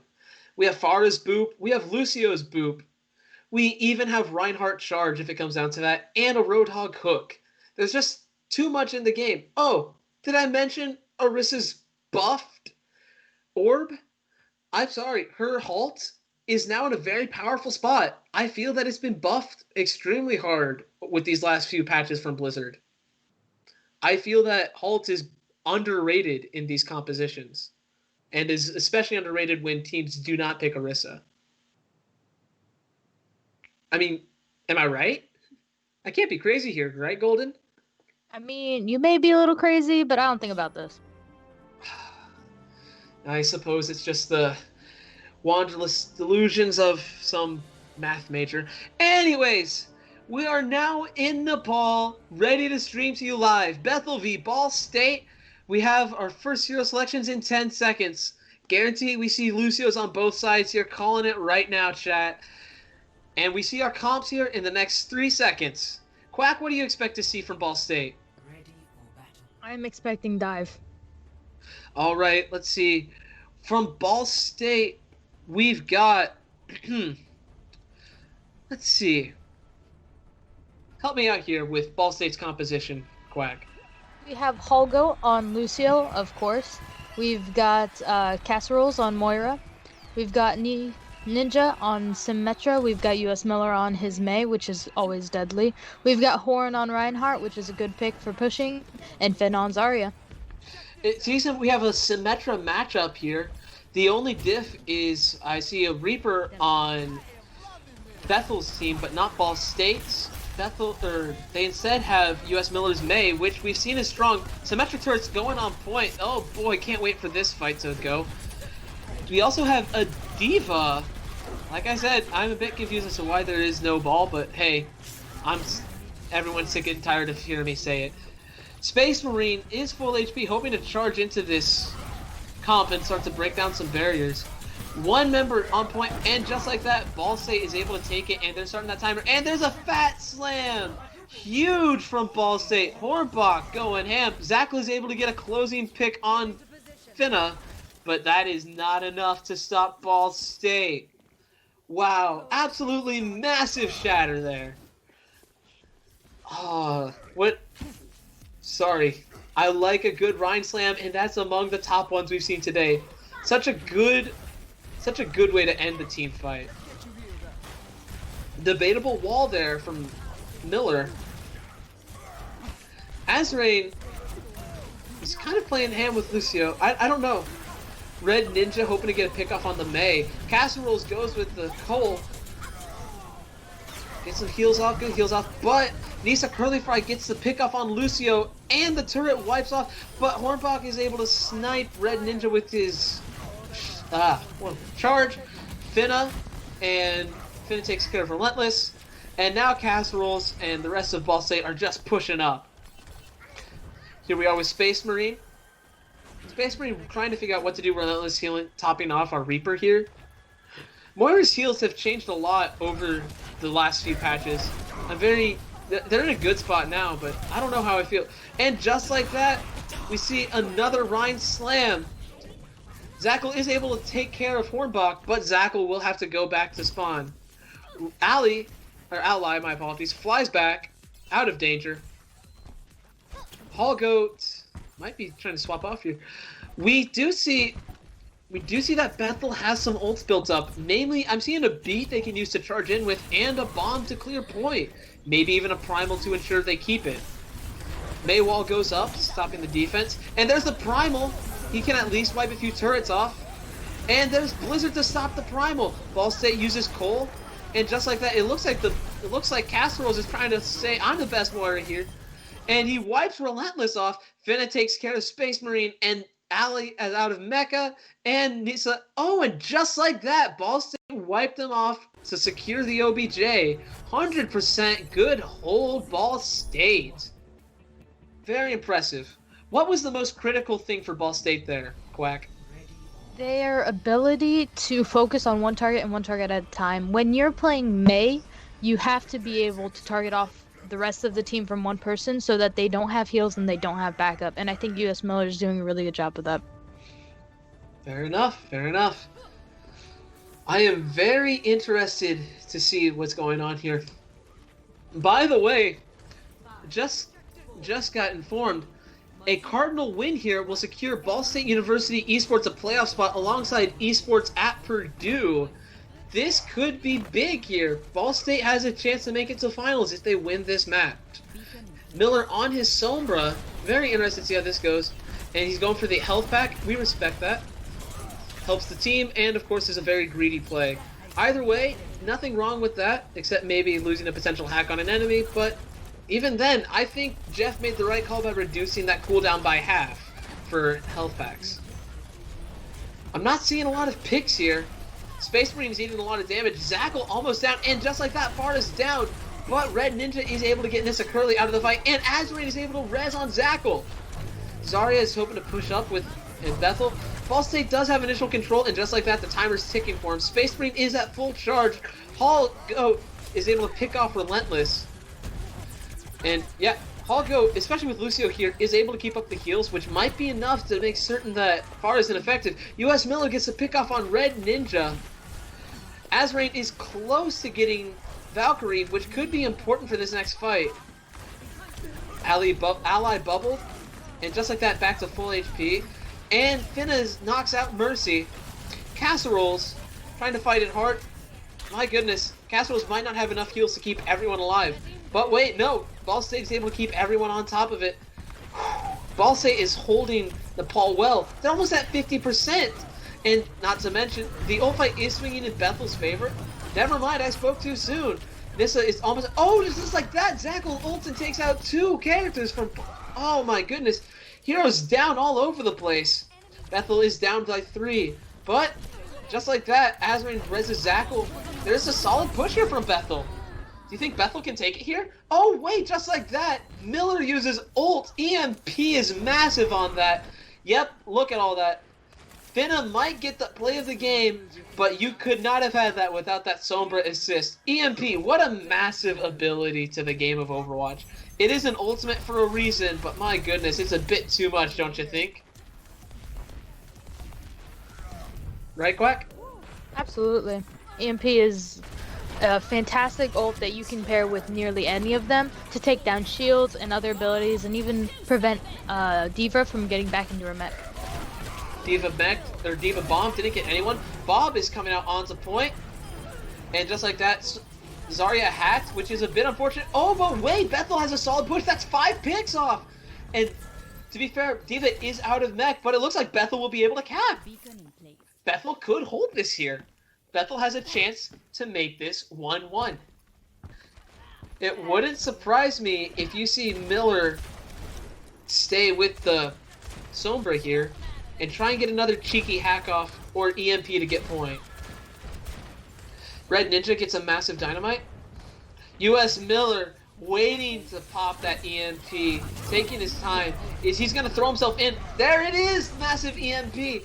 Space Marine running weak. US Miller hoping to get another hack off. He's hoping to hack D.Va. Gets D.Va, but Azrain gets the headshot off on Mr. Curly. Oh my goodness, what a trade.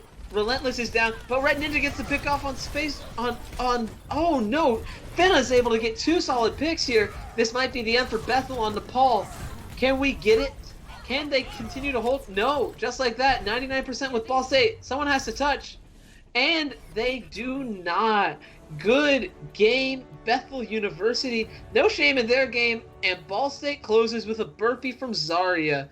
Well played. Well played. No surprise here, this will probably be finished 4K, but I think this should really go to Sombra. This is a massive EMP. Just look at that. All of those, yeah, 100%. If Zarya had bubble, that would have been a much different fight. If Zackle could have flown, that would have been a much different fight. EMP was the savior. I hate to say it, but my goodness, that DPS diff was too much. US Miller, you get some respect from me. That was some good Sombra gameplay. Now, Ball State did just win. We've seen Ball State pop off when they've had map control. So Bethel might try and take that away. One thing's for sure is we're coming up to Escort. I'm not certain how this is going to go. We did see Ball State struggle a bit with Havana. Do you think maybe Bethel will know that and pick that?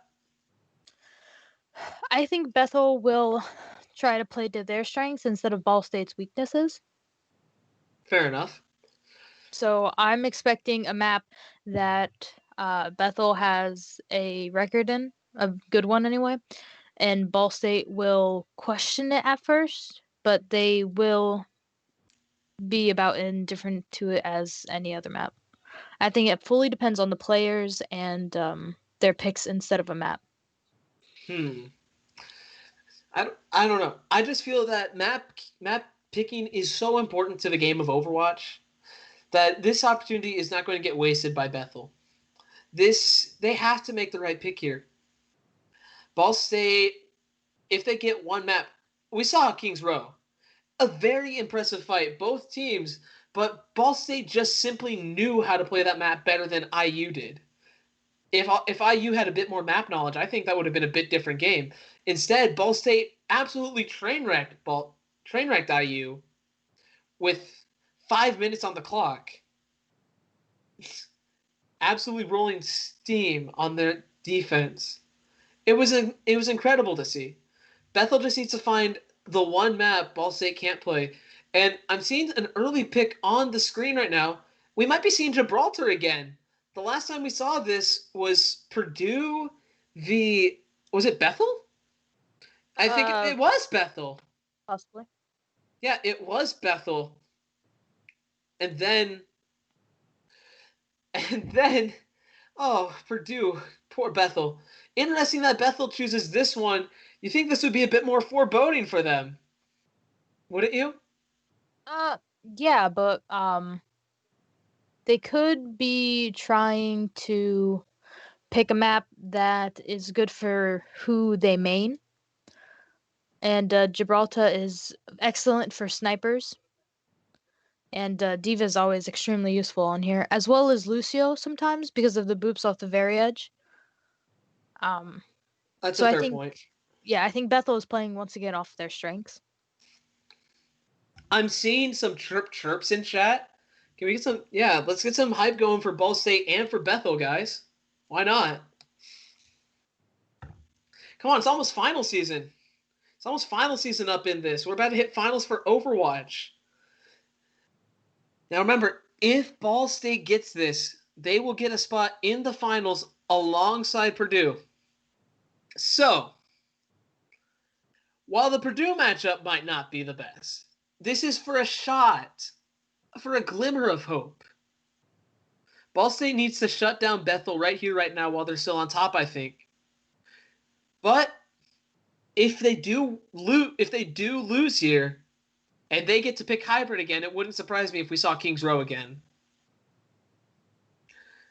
And I think either way, this is just Ball State's win. If they can get it to Kings Row, they win. I was impressed with that. If they get it here, they win. I don't see a world in which Ball State comes out of this losing. I think we'll be seeing them in the finals. I'm not certain. I don't know if Bethel has won their spot yet, though. So I'm very interested to see how this match goes. Quack, how are you feeling about this matchup? I think for now it's evenly matched, considering we don't know of anybody's biggest strengths or weaknesses on this map because it's hard to have a weakness on a map unless you're just extremely bad at that map. But it all depends on their picks and who they are focusing for. Fair enough. Fair enough. I think we have some interesting DPS choices here on Bethel's side. Azrain as Junk, and we see Red Ninja. He was Widow, now swapped off to Hanzo. Relentless and Zackle rocking Mercy Ana, respectively. Ally as Diva. No surprise there, we've seen Ally stick with Diva whole map. And Space Marine on Zarya. It looks like Ball State's running a similar comp to last time. Do you see any changes in that, Duck? We're finally seeing Ball, which is always good. That is true. We do have Ball. And just like that, Red Ninja gets a snipe off a Ninja Curly Fry. Azrain is white, though. I do like Junkrat, but I don't think he's in right now. I just think he's too weak. Red Ninja falls. Very unfortunate scene to see here. Ally is hacked. Very unfortunate. Oh, Zackle is down with the good dive from Finna. See, that's what I'm saying. Ball can just move around like no other tank. It's definitely one of the more annoying choices in the game. Space Marine gets the pick off on Winston, but Finn is able to get the pick off on Relentless. Finna at 795 HP. Finna is going to have to make full use of that. Look at that. He takes the high ground. He'll be ready to slam into him right in a second. Ally running very weak. Has to be very careful. Ally out of mech. You really don't want Diva out of mech here. Especially for this upcoming team fight. Finna knocks Red Ninja. He's taking the 1v1 against Asaria. And then he just decides to dip out. That's the power of an aggressive Ball. You can hop into a fight and then disengage. Hope for your teammates to finish them off. And while they're distracted, run away. Hornbach gets to jump onto Azrain. This looks like Ball State's map. Bethel might have made a mistake in picking this one. Don't you? At least that's what early signs are saying for me. I think if Bethel can focus on the support, because right now nobody's pushing cart except Casseroles and Hornbach, which is the supports. So if they were to take those out, then it's both they don't have anybody to push cart for a while, and they don't have support, which is always a good up. Fair enough.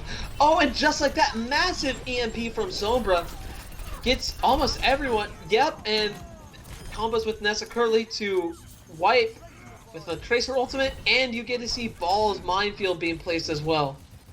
Ally is still out of mech and fighting, hoping to get some ult charge. And Winston says no one melees her. RIP. Nessa Curly Fries also gets the Space Marine. Mercy hacked. Ow! 100% dead there. And Red Ninja is pile drived by Ball. We are seeing some top tier Ball gameplay, let me tell you. Finna is doing a fantastic job of the Ball. Knowing how to play. Good hack onto Ally, but well placed bubble by Zarya on there. For those keeping track at home, we just got word Purdue won against IU 2 maps to 0. Wow. Ball going back to point. Ally gets double bomb pick, and she able to pick off Hornbach. Bethel making a nice stand here, but it might not be enough to hold them back forever. Ball State does have 5 minutes here. Ball State has very good push potential on this map. This will be a hard one to keep track of for sure, and this will be a long fought match. No other way around this. Graf comes out. Ally is slept with the beat drop. A bit unfortunate. You want to capitalize on that beat as much as you can. Just like that, Azrain goes down, Red Ninja goes down, the 2 DPS are down, you're not going to see many. Space Marine able to get Casseroles out, Zackle down, Space Marine on Zarya, wipe, Ally bombs. I think that was a misclick on Ally's part. That was very unfortunate. Nessa Curly Fry is able to get the double pick onto the DPS again.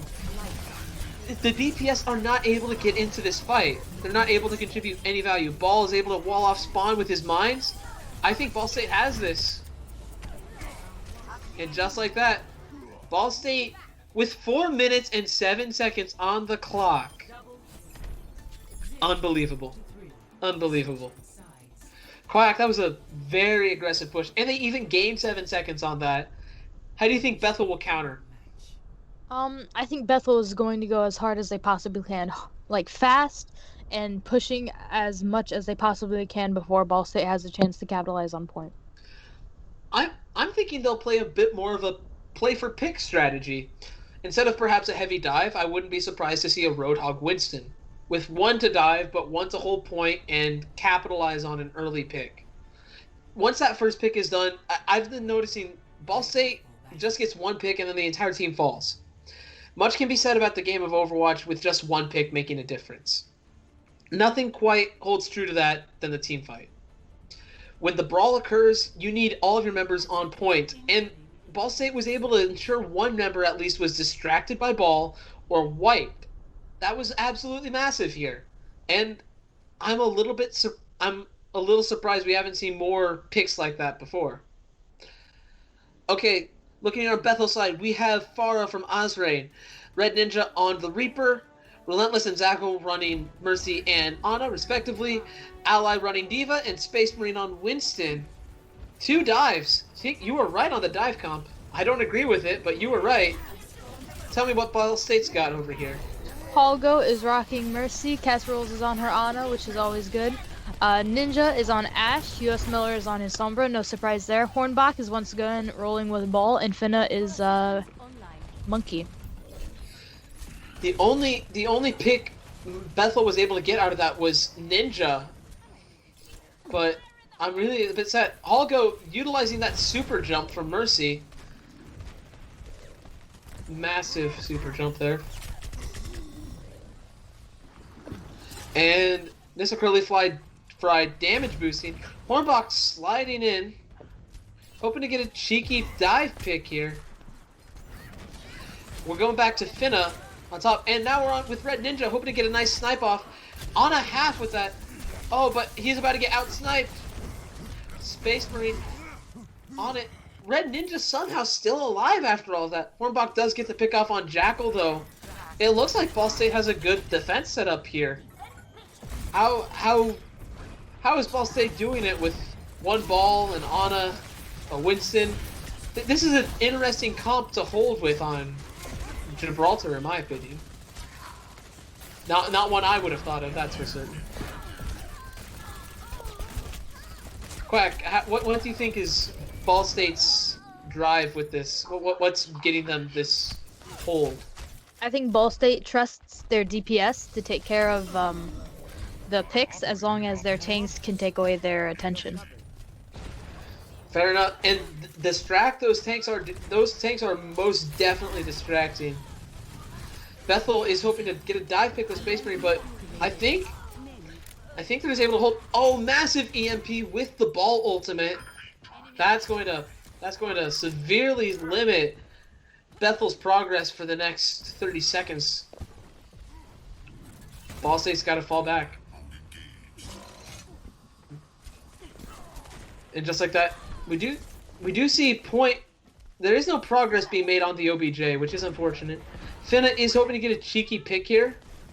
Wait a minute, we have a Torbjorn turret on point. Oh, and just like that, Torb swaps off to Azrain. Zackle is white, but he does have Nano for next fight. Space Marine will have ult going into it. And Relentless has Valkyrie. Ult advantage is on the side of Bethel if they're able to get something to happen here. Hallgoat is in Valkyrie mode. Nissa's Curly is able to get the pick off on Baby Diva. Azrain snipes Sombra out of the sky. Good pick. Good pick. If they're able to capitalize on this could turn into a push. I doubt it will, though. Ball State just has good map control right now, dominating the high grounds. Space Marine is able to wipe Finna off. Casseroles does pick off Azrain, though. Red Ninja hoping to get some damage done here. An Elim will mean the world to Bethel right now. Good hack off from Miller. And there's Diva Bomb. Oh, Bob was thrown on point too. Gets Baby Diva. Just like that. Winston is hacked, but he was able to jump away in time. But US Miller confirms the kill. Gets Space Marine. Ball wipes Azrain. US Miller takes out Zackle. And just like that, US Miller has EMP again. For the next 18 seconds, he's just going to hide. US Miller is just going to hide and wait for the last team fight to break out and then pop it. Call Goat, damage boosting. And EMP is activated. I forgot the last Luces. Oh, but Azrain snipes casseroles. Tired of that. Azrain is on point. There is a chance this goes well. And by chance, I mean very minimalistic. Oh, but wait, Space Marine is Mad Monkey. Maybe, just maybe, he'll be able to hold point. And I was wrong to get hopes up. Ball State wins. Wow. And they have secured a spot to fight against Butler, or against Purdue. My apologies. This next one will be an interesting matchup as we're about to head into finals. What? When was this play of the game? I don't remember this. This is the 2 on DPS. Oh, At yes. the very end of the last one. That was impressive. Relentless able to walk away doing 5.5k. Yes, give your supports the support they require. Although look at that, Hornbach was playing exceptionally well. I give Hammond a lot of credit, and I feel that Hornbach really deserves it at this point. They've definitely put in a lot of work here. Quack, can you check on like the tournament schedules and see if you can tell me who's playing up against who in the finals? And while you're doing that, to our viewers back at home, I'll explain what's been going on. We've been doing best of 3 here for Battle for Indiana. In our finals, we will be changing that to best of 5. The first 3 maps will be the exact same if we need to. But if we need to go past Control, Escort, and Hybrid, we will then push to Assault and then Control again. That is correct. You are getting no 2CP on this round. Oh, wait. I'm getting word now from someone. We're getting Purdue University versus Ball State University for their next matchup. I would believe IU is facing off against someone, but I'm not 100% on that. Anyways, we'll get back to you on our other matchup here shortly. So it'll be a best of 5. You'll definitely see 1 control map, 1 escort map, and 1 hybrid map. But if we go past that, you will see an assault map and a control map. Yes, thank you, Quack. Saved me there, really did. My throat is killing me, and we need to hydrate up in this. But regardless, we are about to see some very interesting gameplay here. I don't know who we will be streaming first, but what I can tell you is I am very excited for our next matchup. Whoever it's going to be, I would assume it'll be Purdue versus Ball State. I cannot wait to see it go live, but by cannot wait, I mean can, because right now it is time for a bit of a break. Isn't that right, Quack? Absolutely. I have to go to the bathroom again.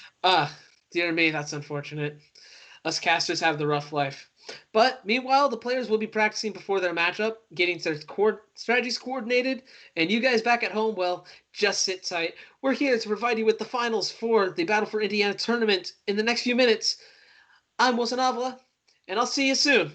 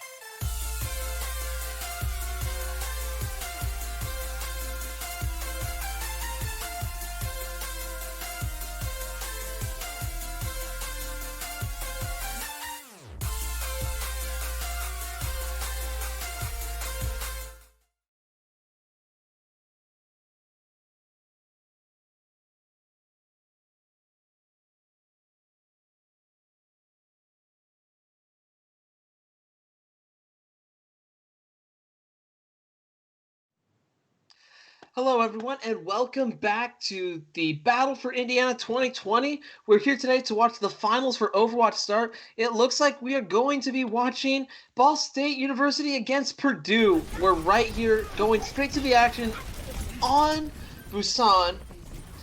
Boy, this will be a tough fight for Ball State here, but it looks like everything's going rather well. Illusion is starting to snipe here, and at 150 HP.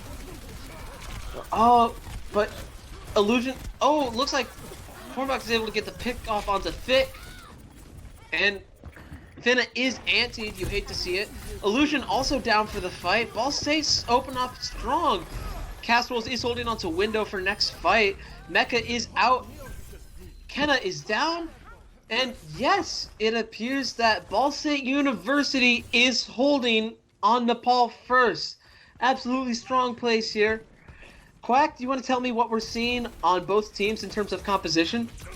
On Purdue, we've got Thick on Winston, Kenna on Diva, Golex is playing Sombra, Illusion switched from Ashe to now Reaper. The Bush Spy is on Lucio once again, and Maestration is playing Ana. However, on Ball State, we've got Halgo on Lucio, Casseroles on Baptiste, Hornbach is Orisa, Finna is Sigma, US Miller is playing his Mei once again, and Ninja is playing Reaper.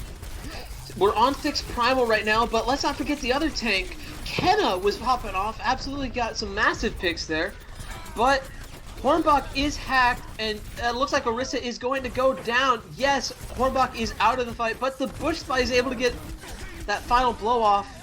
However, Ball State is holding on to point. Hallgoat is hacked. However, Immortality Field does save him. Ninja Curly Fry gets Illusion. Oh my goodness, it looks like Ball State has a solid hold here on Busan. Unbelievable. Now, it looks like it's going to take Golex. Golex's Sombra could come into massive here. All it takes is one solid push for Purdue to hold, and once that happens, who knows if they can take that away. I'm still getting nightmares from Havana. Okay, Kenna ate the Blizzard ult, denied from Ball State University. Hornbach gets a nice pick off. Beat has to come down for the upcoming team fight. Miller is struggling for the point here. Bongos are out. Finna gets a nice pick off on Purdue. Oh my goodness. Nissa and Finna popping off right now. Casseroles is still looking for the opportunity to place Window, and just like that, we are in overtime. Hall Goat tries to keep people alive on point and speed boost it. Diva Bomb not able to do anything. The Bush Spy hoping to get some touches and some HP on point. Death Blossom comes, able to get Maceration to stop Purdue's push. US Miller gets Illusion, and Nissa Curly Fry gets the Lucio, and just like that, Ball State's starting to wipe the floor with Purdue. Oh, Ball State with the strong opening on Busan. Unbelievable! I did not think that would be as tight as it was. Purdue has had a very strong game, but Ball State is saying no, this is their match. They have fought hard to get there. I was not expecting this. Quack? This is impressive. I wasn't expecting it either, but both teams do have a solid defense. It's really a matter of who can capture point first. That is a fair point. That is a very fair point. Map control is something that both teams understand the importance of, and I think Ball State just got it first and didn't let go. There were some good attempts from Purdue to break it, but nothing really stuck. Let's see what they can do in the upcoming fight. Teleporter is online. They walk back to go forwards. That's just how it works. And it looks like US Miller is just going to be trying to get onto point. Hold the high ground. Vic is almost melted instantly. Fortunately, he stays alive. Ninja Fry is running low. He's in a bit of a dangerous spot. US Miller can get some picks here. Bush Spy is able to pick off Orisa. And just like that, Kenna... Oh, this is Purdue's fight to win. Oh, never mind. I spoke too soon. Bush Spy is out. And Falco popping off with Lucio. Good kills here. This could be enough for Ball State to get point, or at least fight to the next fight. Finna able to get the pick off onto Maceration. It looks like, yeah, Ball State gets control again. They know how to hold Busan. Unbelievable. This is absolutely impressive gameplay we're seeing. Hall Goat needs to he needs to be recognized for those plays. He got 2 clean picks. One important pick was the Reaper pick. If you don't have the DPS to back up the push, and just like that, Blizzard is thrown out. Hornbach fortifies out of it. 3 picks. 3 picks from Ball State. Wow. Incredible massive plays here. And just like that, Ball State is up to 33%. And Baptiste looking to pop window here. Note that again, with that window, all damage and healing is buffed by 100%. Absolutely massive when that team fight comes through.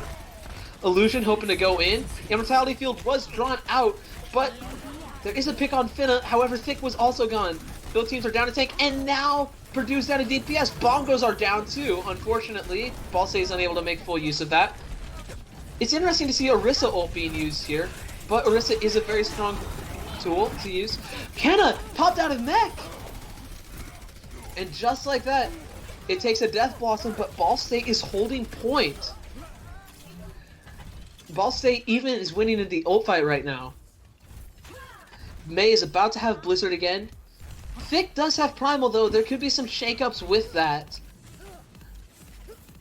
I don't know, I feel the biggest thing to look out for is Finna with the Grav. Once Finna gets it, I have a lot of faith in Finna, and Window is popped out. 5 pops beat for it. I don't know if I agree with it, but regardless, Purdue is pushing with it, so long as you can make something happen. Hornbach is trying to get some damage down, just like that, he's up to 55% on ult. Primal drawn out. And yeah, it looks like Winston just trying to knock off whoever he can, but it doesn't matter. Hornbach's able to get the quick elim off onto Baby Diva, and Thick is also eliminated by Nissa Fry. And just like that, Ball State wins on Busan, 2-0. Unbelievable holds here. Unbelievable. Big brain plays from both teams. Ninja Curly Fry definitely gets some kudos in my book. I feel the unsung hero again will be Halgoat, simply because those 2 picks were very instrumental in getting point, but there were some very good plays all around. Neither team should walk away upset from this one, but it was a very impressive match. Purdue will be picking here. They're going to be picking an escort map. Quack, what do you think we can be seeing here? I think Havana. Based on their previous game on it, I think they feel very confident. Point. That is a fair point. I see some Go Ball U's in the chat. Let's keep up the hype going. Let's see some stuff going on in here. I'm very hyped for this match. It's been good. Ball State's popping off. Purdue fragging out. Watch Point Gibraltar. Another good map that Purdue swept on. It looks like Purdue is going for Watch Point Gibraltar. That, honestly, I don't think it's that surprising of a choice here, because while Havana was a good, cheeky map for them to play, to ask for a repeat of that, it's a bit much. I don't think we can out-top that, especially on Havana. I don't think they can outdo what they just did. I don't think they're going to push their luck and get it a second time. I mean, and besides, Purdue still has a good comp here. Illusion has good sniping capabilities. I'm excited to see what Illusion will be pulling out for this map. Quack, anyone else you're excited to be seeing play on here? I am excited to see how Ninja is going to react to Illusion most likely going with the sniper, because lately Ninja's been playing Reaper and May, or not really May, but mostly Reaper, which is a close-up person, and if they can't get close to that Widow or Ashe or basically the sniper in person, then they can't deal with it. Fair enough. And we have some picks coming in right now. On Purdue's team, we have Thick staying with the Winston. We appreciate Chunky Monkey. Kenna on the Diva. Again, accenting that heavy dive comp. Golex going with Echo. I'm not certain if I appreciate that here, but maybe it'll be aggressive enough to get some early picks. Illusion goes with a sniper, Ashe, and the Bush Spy and my apologies. Maceration are running Mercy and Ana respectively. What do we see from Ball State here, Quack? Holgo is sticking with Lucio. Casseroles has decided to switch from Baptiste to Moira. Hornbach is sticking with Winston. Finna has decided to go Ball. which is always fun to see, very annoying. US Miller is Sombra once again. Maybe we can see some good EMPs. And as predicted, Ninja's decided to go Reaper. Finna had a very interesting ball experience on this map. Oh, and just like that, Ninja Sprite is able to get a nice early pickoff. Oh my goodness. Just like that, Purdue is down 2 members of their team. Casserole's giving some nice support here. Oh, and just like that, was that ult? No, that was a hack. Either way, Hornbox able to get the pick onto Maceration. Very important for that. US Miller hoping to get a hack off on D.Va here. Illusion hoping to prevent that from happening, of course. Lucio on point with the healing aura. That'll be nice. And just like that, they've kept first point and have 5.5 minutes on the clock. Massive sleep on Crying Monkey. And just like that, it blows up in their faces. Hornbach is able to aggressively dive on a Maceration with it, and nobody's able to stop him. Miller's Sombra right now it's massive. Nothing they can do about it. Maceration is going Moira, I think, just to provide more heals against that ball and maybe challenge him more on that defense. What do you think about this Moira swap here? I think Ana is a fantastic pick, but once you have a monkey who is willing to dive you and only you, it's dangerous to stay on Ana, considering her sleep is a long cooldown. So Moira is definitely a better pick, considering she can get out of situations like that. Fair enough, but that was just a massive EMP we had on point, and it looks like Ball State will be able to confirm tapping this next point as well. D.Va getting meleeed, and Miller, no big surprise here, ends with 2 solid picks. And into the next team fight, we're going to have B, Cole, and Minefield. Absolutely massive picks here, but Golex will have duplicate ready. I feel like Golex should have swapped a long time ago, but the Golex is just holding on so that way she can dupe and then maybe stop this team. All it takes is just ults back to back, and that could be enough. Also, we have Death Blossom ready for Ball State here. I didn't think that would be quite ready yet. We're here with Bush Spy, who's trying to keep things gentle and make certain his team isn't getting picked off here. And there's the Minefield coming out. I think that was a bit aggressive from Ball. Golex is pulled out of ultimate though. Hornbach is able to get the pick onto Kenna. B is dropped from Hall. And just like that, Ball State is down ult. Oh, and then we see Reaper ult on point, able to end Maceration. Illusion wiped by Ball. We still have Hornbox Primal, and Sombra uses EMP. Wow!